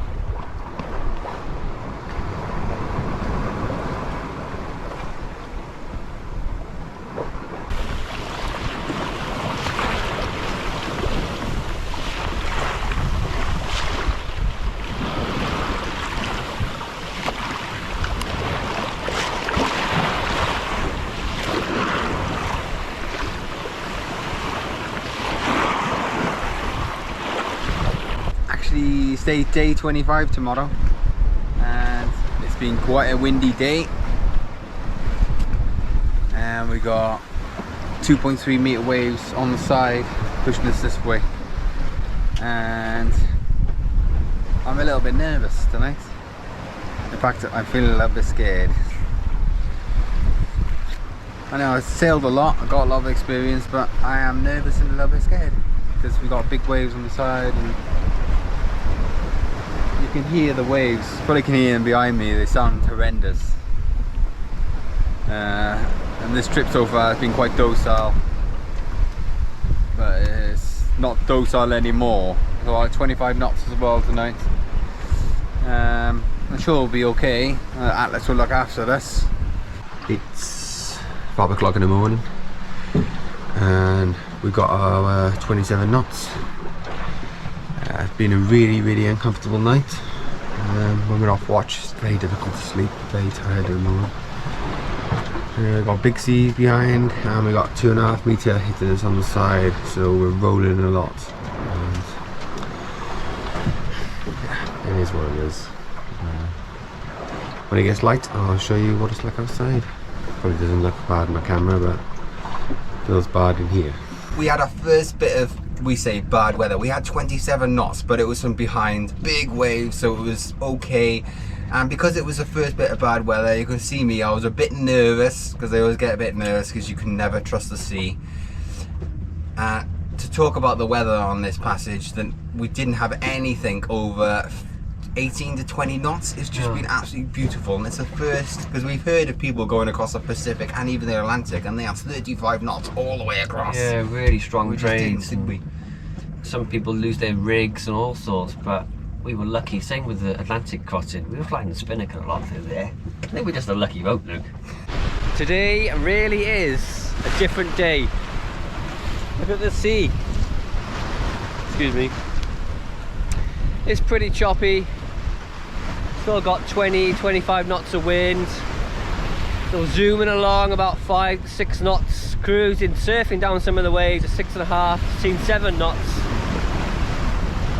Really good sailing, but there isn't quite much we can do today. We've done the washing, a couple of tea towels, a couple of pairs of shorts and a t-shirt. That's about it really. We're going to spend most of the day just chilling, reading books, watching stuff on our phones, watching a film or something. Because now and again the waves come from the stern quarter and cause the boat to do this, and it really digs the side in. Throws everything inside to one side. If you're standing up, you've had it. But again, it's an absolutely beautiful day, really sunny, 28 degrees, stunning.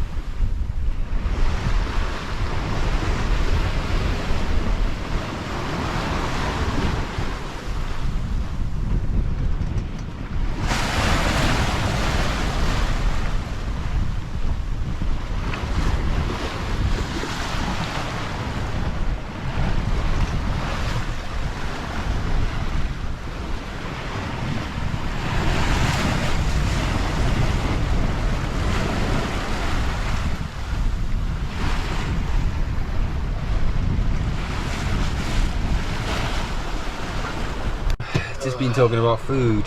Oh yeah, delicious, fresh meat on this. Yeah. I'm such a carnivore. Because we're going to French Polynesia, there's loads of shops there that do French stick. Love for crusty French stick, innit? Crusty French stick with tomatoes, fresh tomatoes in there, lettuce. That's a luxury. I don't get lettuce there. Anyway, Chicken, crusty French stick with chicken in there. sausages, Oh yeah. In the French stick. and beer. And beer. Oh, I miss beer. Yeah, it's been 25 days, isn't it, without a beer. Oh, beer, yeah. And I miss it. I miss a nice can of beer. There's beer in there, and it's, oh, I could be so tempted to go in there and go, drink all the beers. We'll never do it. We never drink on passage. Never, ever, ever. Even when we went across Neptune and Hemisphere, we didn't have a tipple. But yeah, food. There's some food in me. Fresh meat. Yeah. I know we're catching mahi, but sausages and Yeah. Chicken, beef, pork chops. chops. Oh god, it's so Delicious. frustrating. During the last week, we started to get itchy feet because we were getting closer and closer every day to our destination in Hiva Oa in Marquesas, and we started talking about food, baguettes, because it's French. It's a French island, and we're thinking, oh, we're gonna get lovely crispy baguettes there, some delicious chicken, some cheese and things. Just started drooling, didn't we? And really, oh, it's just, you know, after being at sea and just eating basically out of tins, and your vegetables and your rice and your pasta and the odd fish you catch. Yeah, because that's all we got. It's just tins. So tin veg, powdered mashed potato, Powdered milk. corned beef, tins of chicken. Last night was the worst night I think we've had on this trip so far. Yeah, definitely. Literally, my knees hurt. I'm rubbing the skin off on my knees because I'm laying in my bunk and I got my leg out like that, trying to brace myself, my arm out like that, trying to brace myself. And overnight, just getting sores on my joints because the friction of my knees and elbows rubbing against the bed all night because of the movement of the boat up and down. It's more comfortable when close hold. Yeah. And we're heeling over one side because then you get pushed into one side and just go to sleep. When the boat's doing this, dipping her shoulder in that way and then that way, and everything is going in the middle of the night. Yeah. Very much broken sleep. I think we've got 14 days left to do. Yeah. Okay, we're 4,000 miles. We're into the 1600s now. Can you believe that? We're looking on the map, the Navionics map, and what the distance we've done is vast.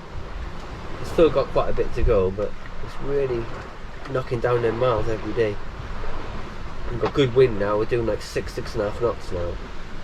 Good mileage. So we just flew in. We got a fish on board. It just flew in through the Skylight. skylight. I can't see it. What are we gonna do with it then? It just flew in straight through the skylight. Pick it up with a cloth. Flying fish. Look. How amazing is that?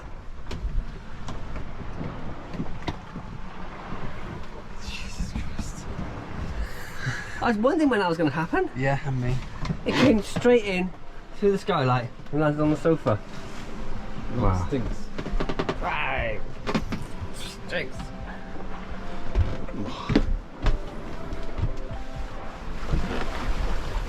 Good morning everybody, it's 5:30 in the morning. Hasn't been the best of nights to be honest.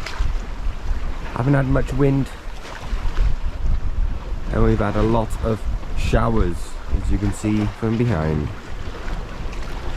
So we haven't been making good progress at all. Really slow and pretty bumpy, which is not just wasn't expecting this at all. Weird grey overcast morning, which is very, very strange. A lot of flapping sails because the sea has been very lumpy and there hasn't been enough wind to fill the sails, so they've been flapping. A lot of rain showers around. Hopefully it will clear and we'll have a nice sunny day and we'll get back to normal trade sailing. It'll be lovely. Adam's asleep. Well, he was until I started talking, so sorry. We've got about 6 to 8 knots.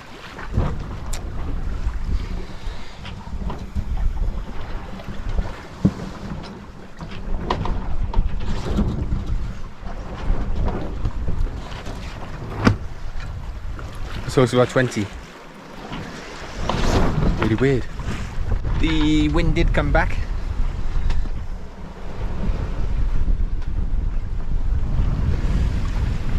Strange. It was overcast and cloudy, and then as the overcasting cloud went, and it's now clear blue sky, then the wind come back with it. And there she blows.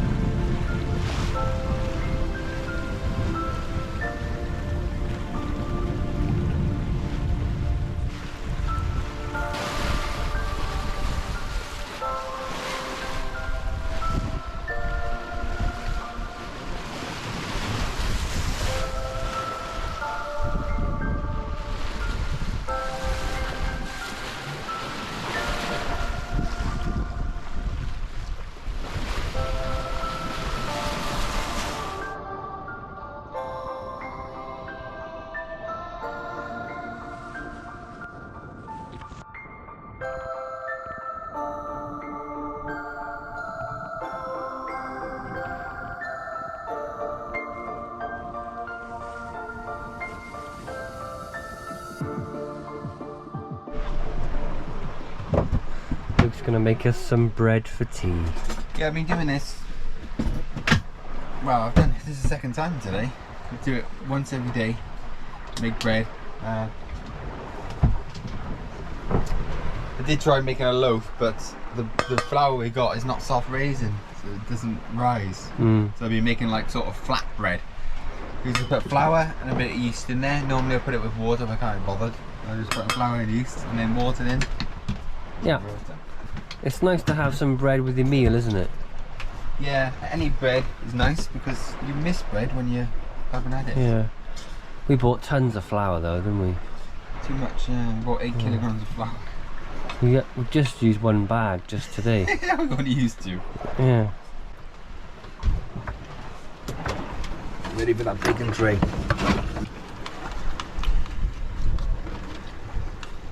It's been a bit of a lifesaver, this. Fantastic. It goes with the meals nice and it tastes, it's nice bread. And it's better than having no bread.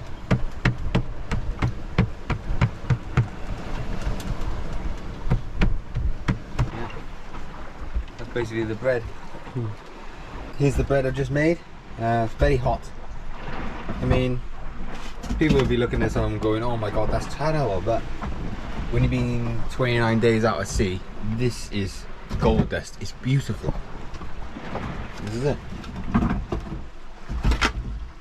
Beautiful bread. God, we've had such a palaver, didn't we, last night and this morning? Just cannot seem to head west at all, can we? No. Absolute nightmare. But 2 Sail changes. sail changes during the night. And we've done some damage, didn't we? Yeah. We pulled off our thing. Yeah, this air vent was on top, sat on there, and we made a jive. The main came over, and the kicker wrapped itself around this and tore it off. We were really lucky with the air vent because when we did notice it on the deck and it had been pulled off, it was just basically lying on its side next to the fitting. It could have so easily flung off into the water. Yeah. I was like so relieved, so relieved. I think we messed up, didn't we? We did mess up, yeah. Yeah, the kicker caught it and just ripped the blooming thing off. It was, the kicker was too loose. Yeah, they wrapped because around we never it. use it and it just wrapped itself around. Lucky. Yeah, so as you can see on the deck on the right hand side there. The problem is this kicker's too loose. Should be more tetting. It got coiled around there. It's torn it off. It's only screws because it's easy to put back on. But it's a bit of a hole in it. Disappointing really. As you can see, bent that come off this morning. We're just fixing it back on. It's basically, I put gel coat filling in the old screws and we're just drilling we've drilled new holes and we're just screwing it back down, and then this goes on the top like that and it'll get screwed into there. Just doing it while we're in 20 knots. Yeah. I don't think they're needed.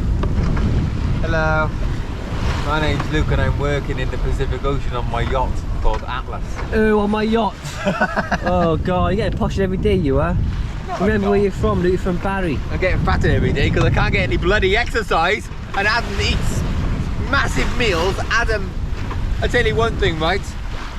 Adam has been eating way more food than me, like stuffing cookies in his mouth, like way more food, and I've been eating less. And I put on loads of weight on my belly because I haven't been getting able to go and running. And Adam's as skinny as a bloody rake.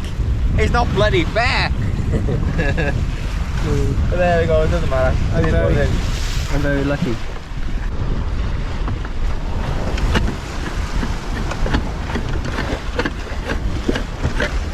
I'm so pleased.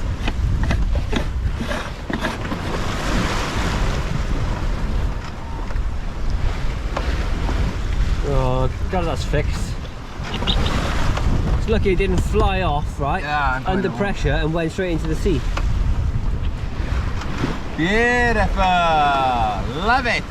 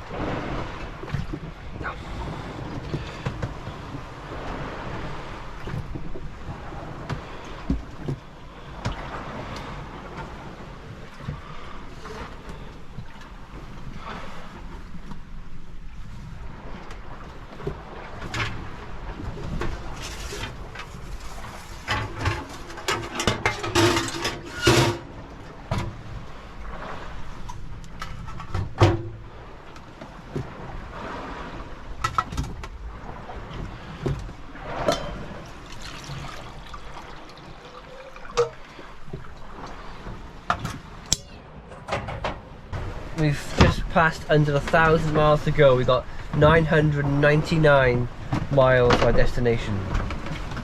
Right there. And in the past 24 hours, that's where we started. Panama, Galapagos, we're all the way down here. Look at that!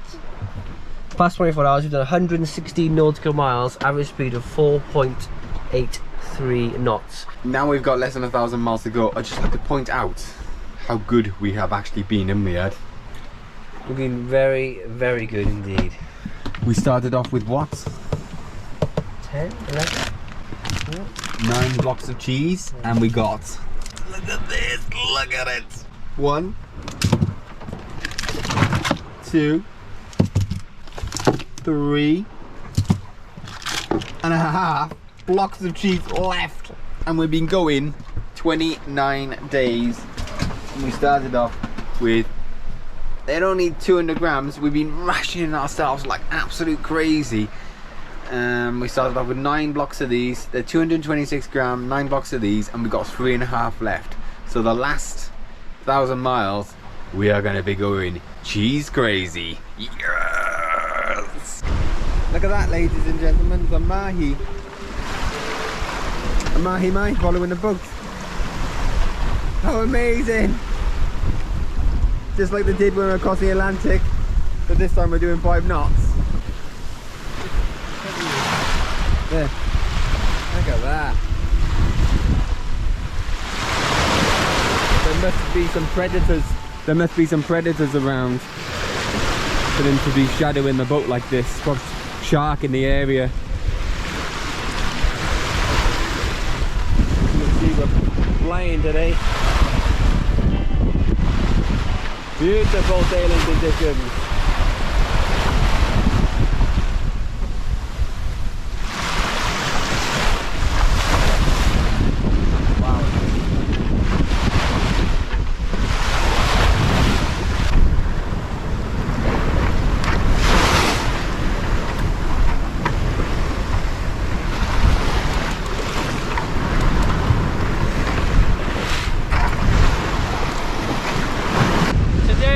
Saturday, 17th of June.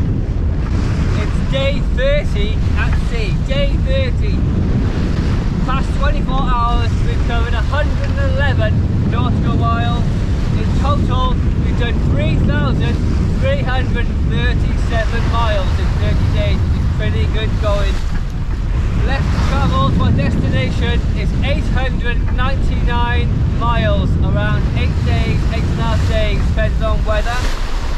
Weather today, as you can see, it's sunny, about 29 degrees, warming up, and the wind is beautiful. It's coming from the east, southeast, 15 to 20 knots, absolutely perfect trade wind conditions, just from over there. Magical! The seas have been building all day. We've had we just had a big breaking wave on the side. Just went boom, pushed Atlas right over like that. Quite scary, really. But we still got the skylight open. Not very sensible. And there's water on the side decks. If it gets any worse, then we'll I mean, it's only 15 to 19 knots, but as with any open ocean sailing, it's rough. You get 15 to 19 knots on the coast, it's okay. You get 15 to 19 knots in the open ocean with 4,000 meters depth underneath you, it gets rough.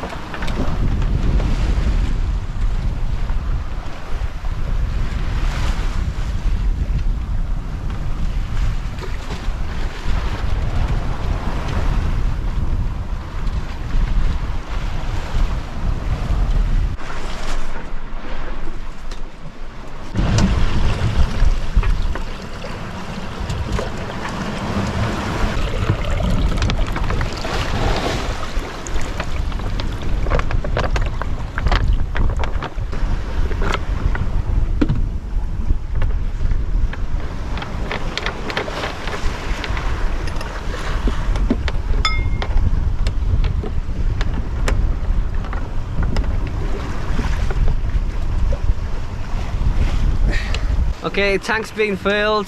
We put about 80 litres of delicious H2O in there. So how many litres have we used, Luke, in how many days? Well, we haven't used much at all, considering we brought 500 litres of water with us and we've used about 150 litres in 29 days, which is quite remarkable, really, because that is just a tiny little bit over 5 litres a day for both of us. Bearing in mind, for fresh water, we only use it for drinking and a little bit of cooking, because most of the time we're using seawater. Yeah, that's washing our clothes in salt water, washing ourselves in salt water. Just literally, as Luke said, drinking it and a little bit of cooking. I think that's pretty good going since we brought 500 litres with us. Yeah. And we get a lot of people saying to us, you should get a water maker, but okay, a water maker would be nice. One, we've got a 1979 boat. She's very small down below, even though she's 34 feet. 2, they use a lot of power. And 3, you cannot rely on water makers. Just say if you went offshore and you only brought 100 litres with you, okay, you can fill up, top up the tank. But say if your water maker broke, you'll have no choice but to turn around or die of thirst. So I mean, if we had a water maker and we were gonna go across the Pacific, we would pack enough water to last across the Pacific, and then you just think, what's the point in having a water maker? Yeah, it is. This is Luke having a shave on passage.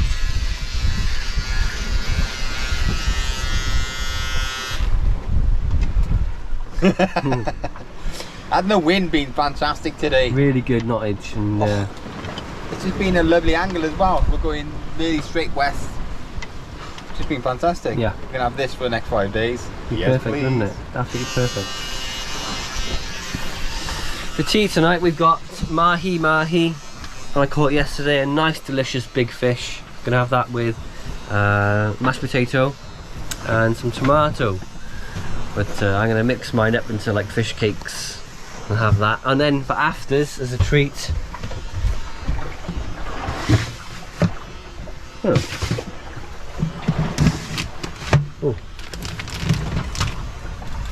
chocolate chip muffin mix. Oh yeah. Blowing 20 knots outside. It's a windy old night, as you can see. It's totally black out there. Adam can hear some knocking or something on deck, so he's gone up on deck with his harness on and his torch, going to check to see if we can find anything. Let's see if we can see him. There he is up on deck. What did you find? Nothing. Nothing. Didn't think it was.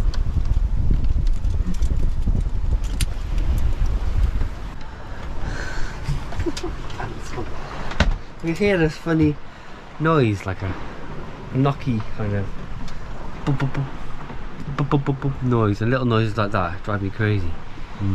I checked everything, everything's fine.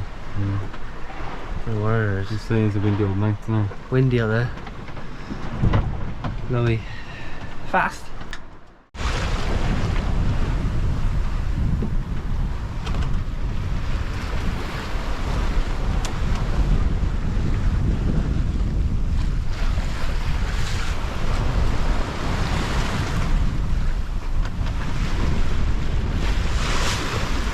This is the first time that I've actually tried a brand new sail setup on this particular passage. Basically, I had the main sail on one side, I had the Genoa poled out on the other side, and we had a storm jib. Storm sail, yeah. And I poled it out on the starboard side, so we had basically 2 jibs, wing on wing like that, 2 jibs out, flying downwind, and the mainsail. And it actually worked, didn't it? It looked a bit unconventional, but it worked. Double reef main, I think, so you could let some wind slip by the main to get to the storm sail, and it really worked. Yeah. It sped us It up. helped us out, didn't it? Especially with all the growth on the bottom, it really sped us up. It is a very strange sail setup.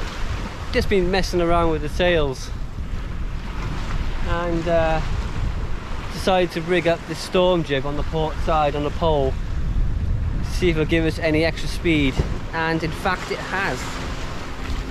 It's a very small sail, but it's helping out a little bit, even though all our sails are on the starboard side.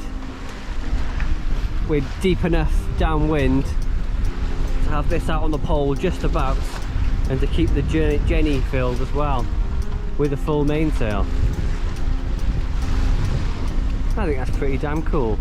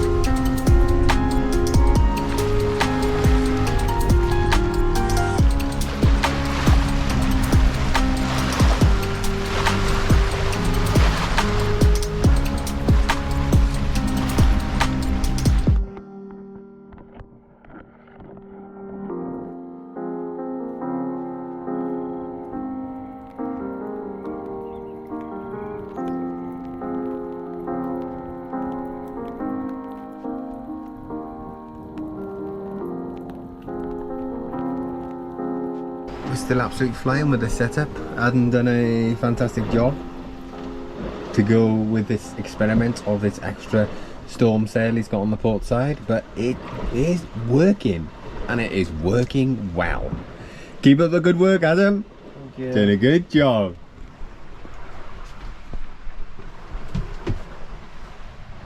Thanks, Luke. We've only got 7 or 8 days left at sea. Absolutely crazy. This has been a huge passage. It's so long. This ocean is so vast. We've seen nothing since Galapagos. When we passed Galapagos, we saw a large fishing ship, big trawling ship, and we've seen nothing since then. So it's been weeks of just fish, water, and a crazy looking starry nights and moon rises. The stars at night, you can actually see, it looks like cloud up in the sky, but I'm sure it's like a Milky Way of just billions and billions of stars. You can just hurt your neck just staring up at the sky and looking round. It's just absolutely, it's incredible. You've never known anything like it. Luke's on the helm this morning, helming away. We weren't on the stern quarter of sailing last night. It was lovely and comfortable. And then about 2-3 o'clock in the morning, the wind changed and we were going right really deep south. So we had to get, but you know what, I hate doing that in the middle of the night, getting that pole up in the middle of the night. It's so awkward. Yeah. But it is what it is. We're doing 5 knots now. Yeah.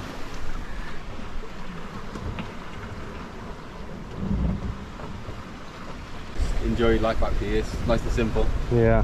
No internet. It's nice. It's got its mod cons on shore. You can get fresh meat and go for a walk and go for a run. Internet's quite good, but guaranteed when we get the internet back, we'll be on there 10 minutes and go, yeah, I don't want the internet anymore. More to life than technology. It's nice out here. Simple. Very simple out here. All you got to do is wake up in the morning, drink some tea, set the sails so you're sailing, and then eat and drink and sleep, and that's it. It's as simple as that. It's nice. Simple life. Like they did 200 years ago.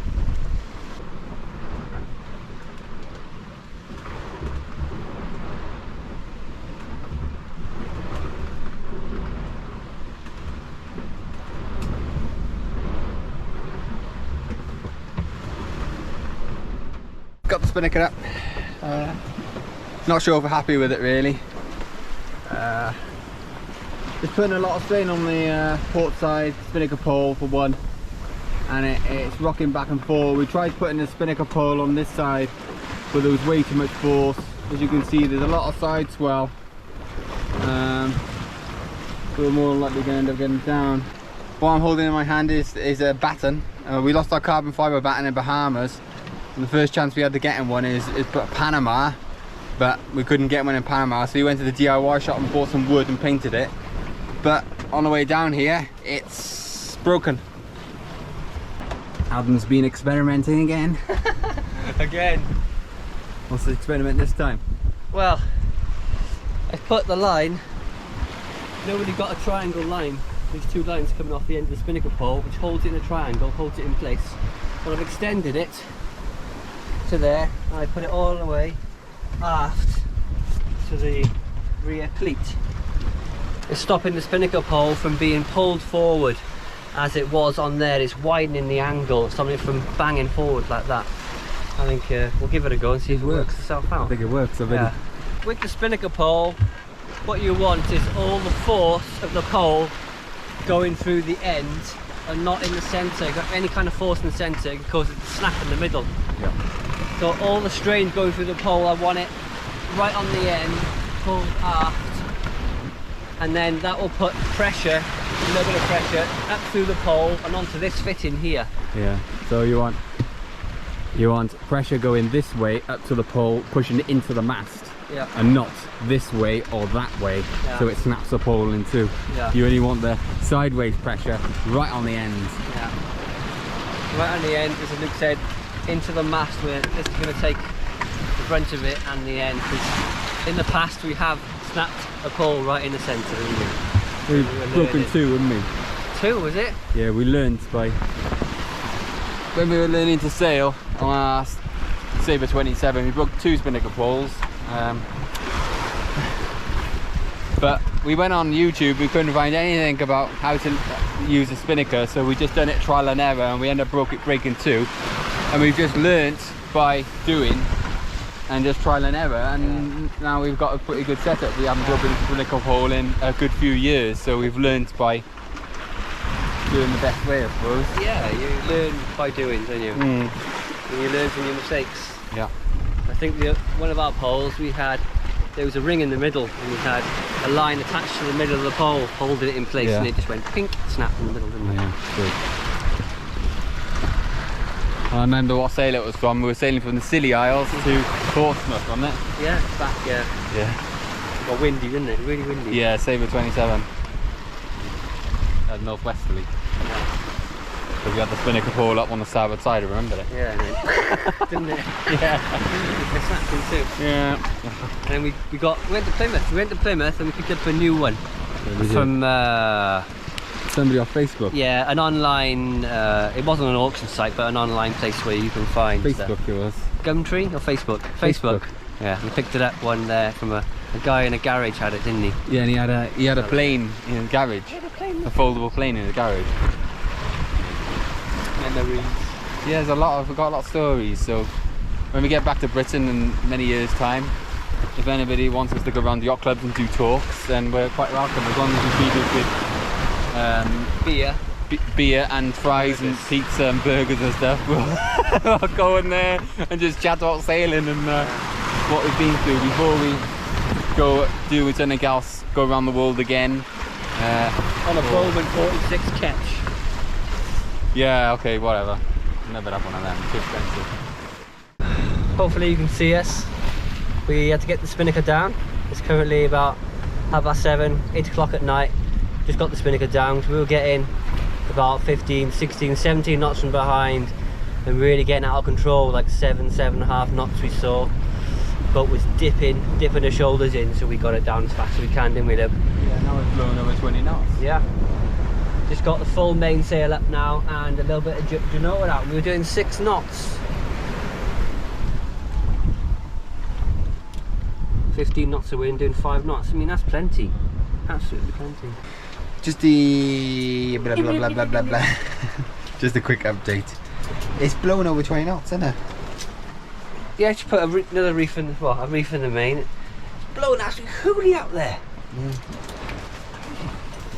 And when reefing the main and turning into the wind, and the waves are big, really big. It's a good job we're going down with them. But just a taken long to build. couple of hours ago, gone from a spinnaker to, well, one reef in the main and blowing over 20 knots and a little bit of genoa out. Kind of crazy. It's meant to be 13 knots tonight. Good afternoon, everybody. Today is Tuesday, 20th of June 2023, day 33 at sea. In the past 24 hours we've covered 106 nautical miles. In total we've done 3,565 miles, and we only have 570, no, that's wrong, we only have 549 miles to go. The weather today, it's sunny, it's 30 degrees, blue skies, and the wind is coming from the east-southeast. We only got about 10 to 12 knots, so we're flying the spinnaker. There's where we are, there's where we're going. It all fits on one page now. Look at that.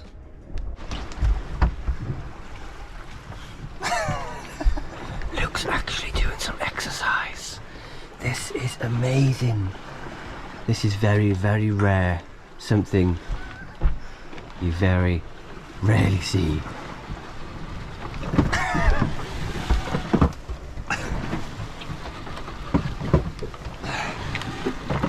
It's hard work, balancing.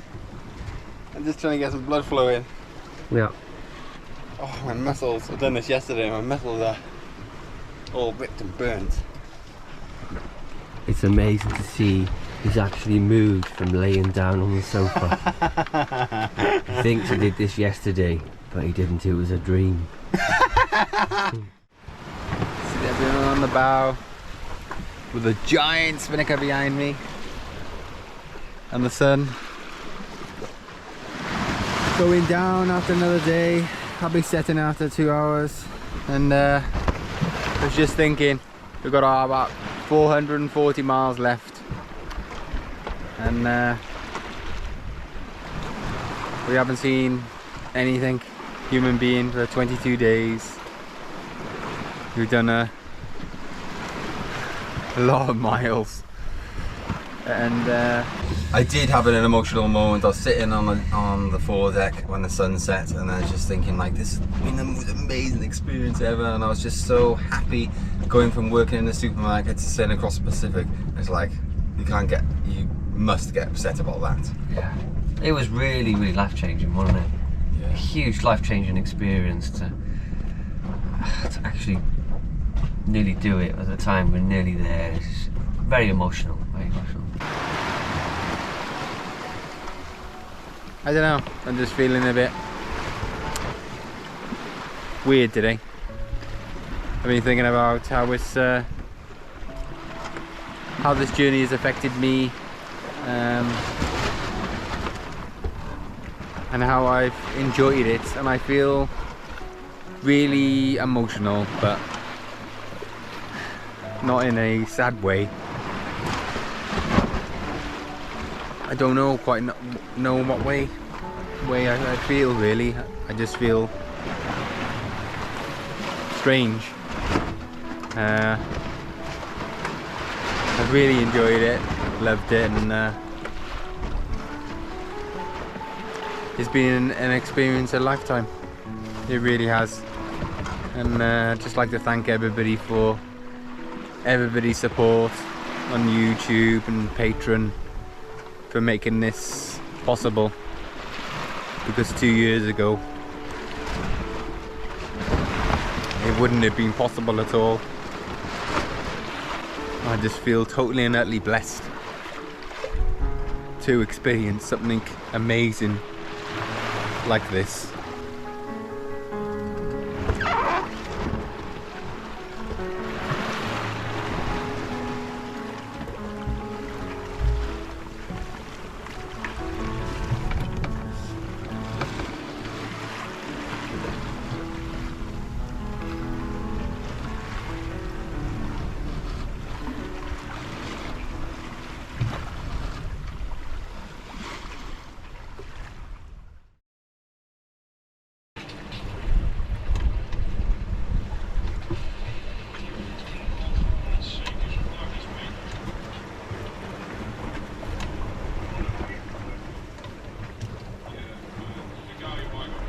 My fishing reel's broken.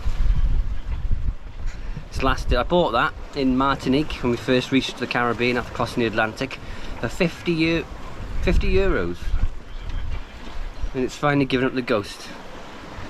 Mind you, I bought it because it looked really, because it's chunky, and I thought it's a nice reel. But after doing research, I found out it's a bass reel. So it's not really designed for offshore catching meter-long mahi-mahi.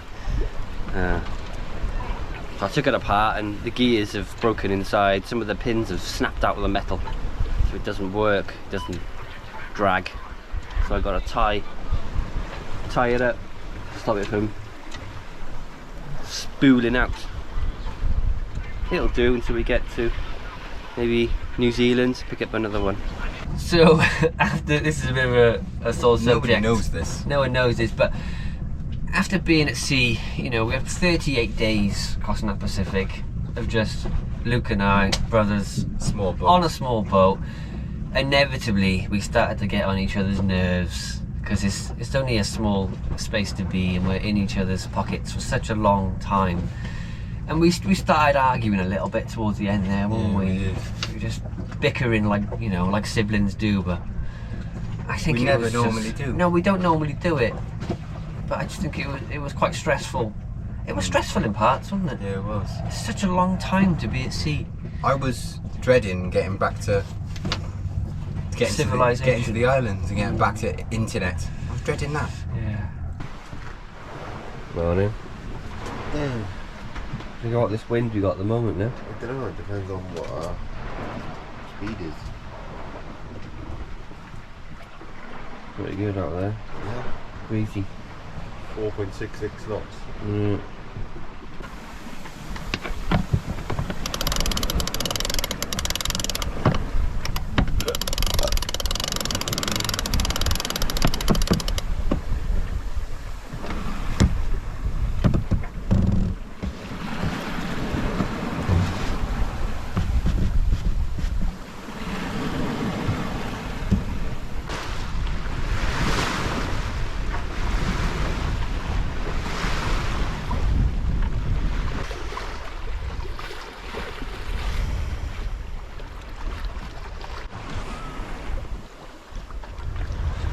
lacking a bit of wind at the moment.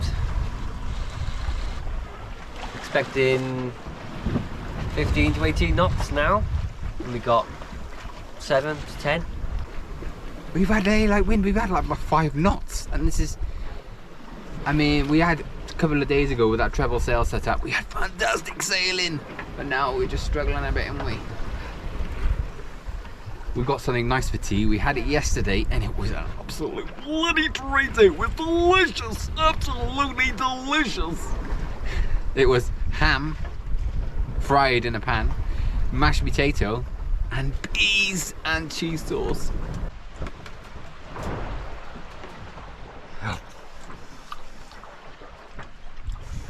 Delicious.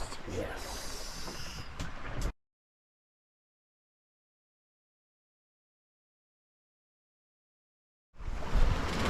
It's our last evening at sea. We'll be arriving sometime tomorrow, won't we? Yeah, definitely sometime So tomorrow. weird, isn't it? And Atlas has done us proud, isn't she? She has. What breakages have we had? Nothing. No, just the event to come off, and it wasn't Atlas's fault. Yeah. She's dirty. She's very dirty. The hull's dirty. Decks are dirty. Downstairs is dirty. The rebirth's dirty. Everything needs a good clean. No, it's not that dirty. No, a but you little know, bit. we can't do it. You know.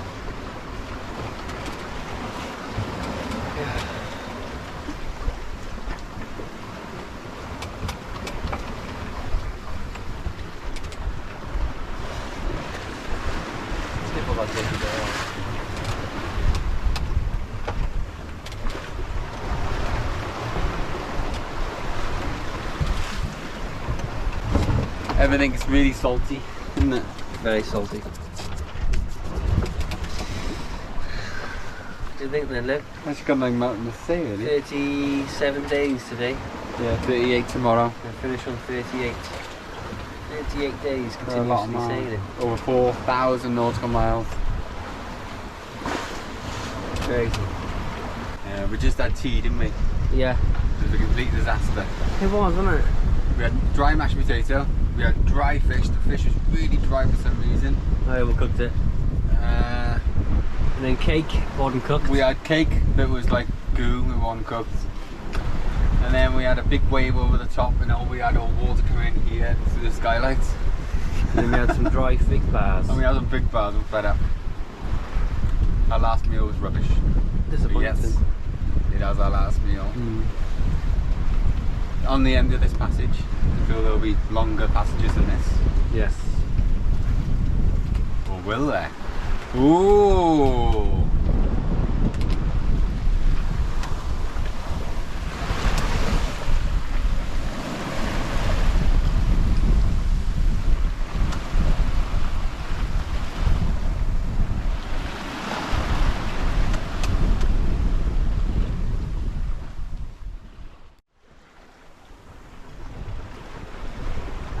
Land ho. Amazing. It does exist then. It does exist. French Polynesia over there, ladies and gentlemen. How amazing is that? And there's more over here somewhere. I can barely see it. Yeah, over there, I can barely see it. It does exist, and I think that, ladies and gentlemen, is Hiva Oa, or the beginning of it. How amazing! 38 days, over 4,000 miles, and we've made it at last. 6 o'clock in the morning. Brilliant.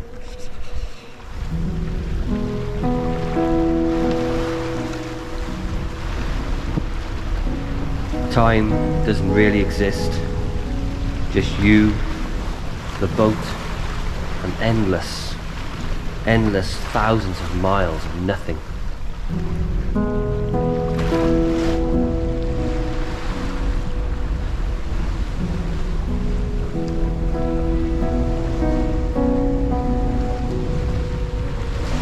I can truly say this has been life-changing.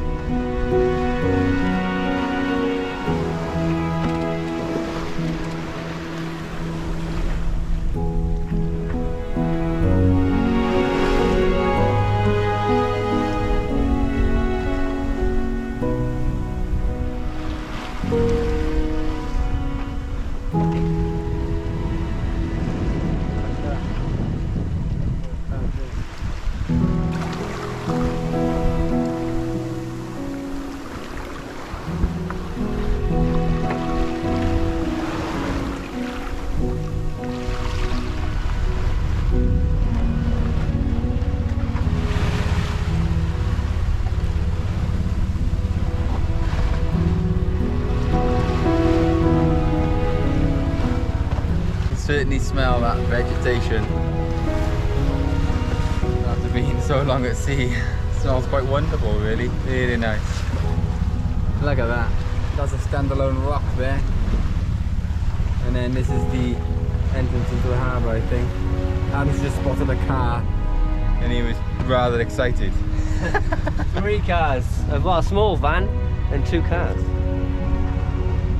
Oh, another car.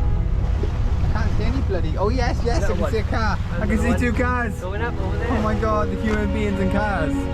Amazing. Here's the harbour wall. Just entering now.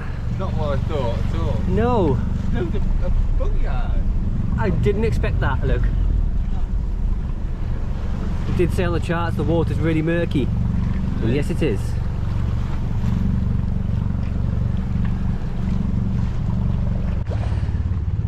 Now here's the task of finding a spot for us to drop the hook, and it's so busy. We're not even, we're in the no anchoring zone and everybody's anchored in no anchoring zone.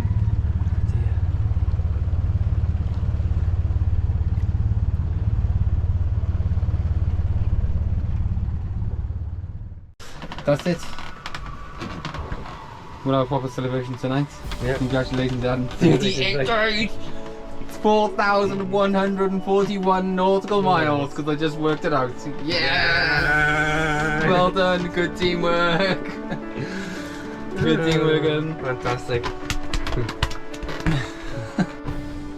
Go on in, Ed. We got a bit of a treat. We got Chilled beer. chilled beer. Which one do you want to start with? Big one.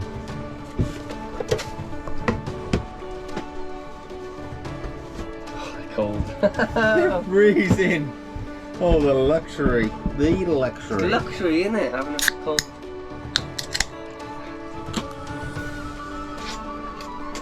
No, my pint glass is a bit dirty.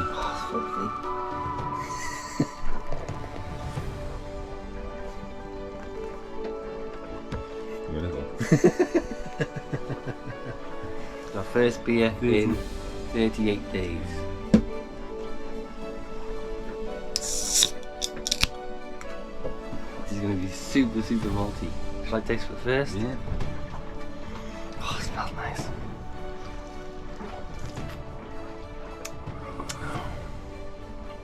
Now that is a taste of success. And can't go west, can't go south, we can only go north. Here's a drink on us. Wow. Massive. Today really is a different day.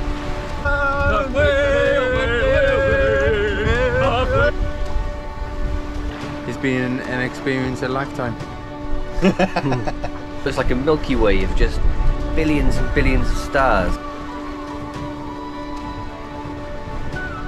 Land ho.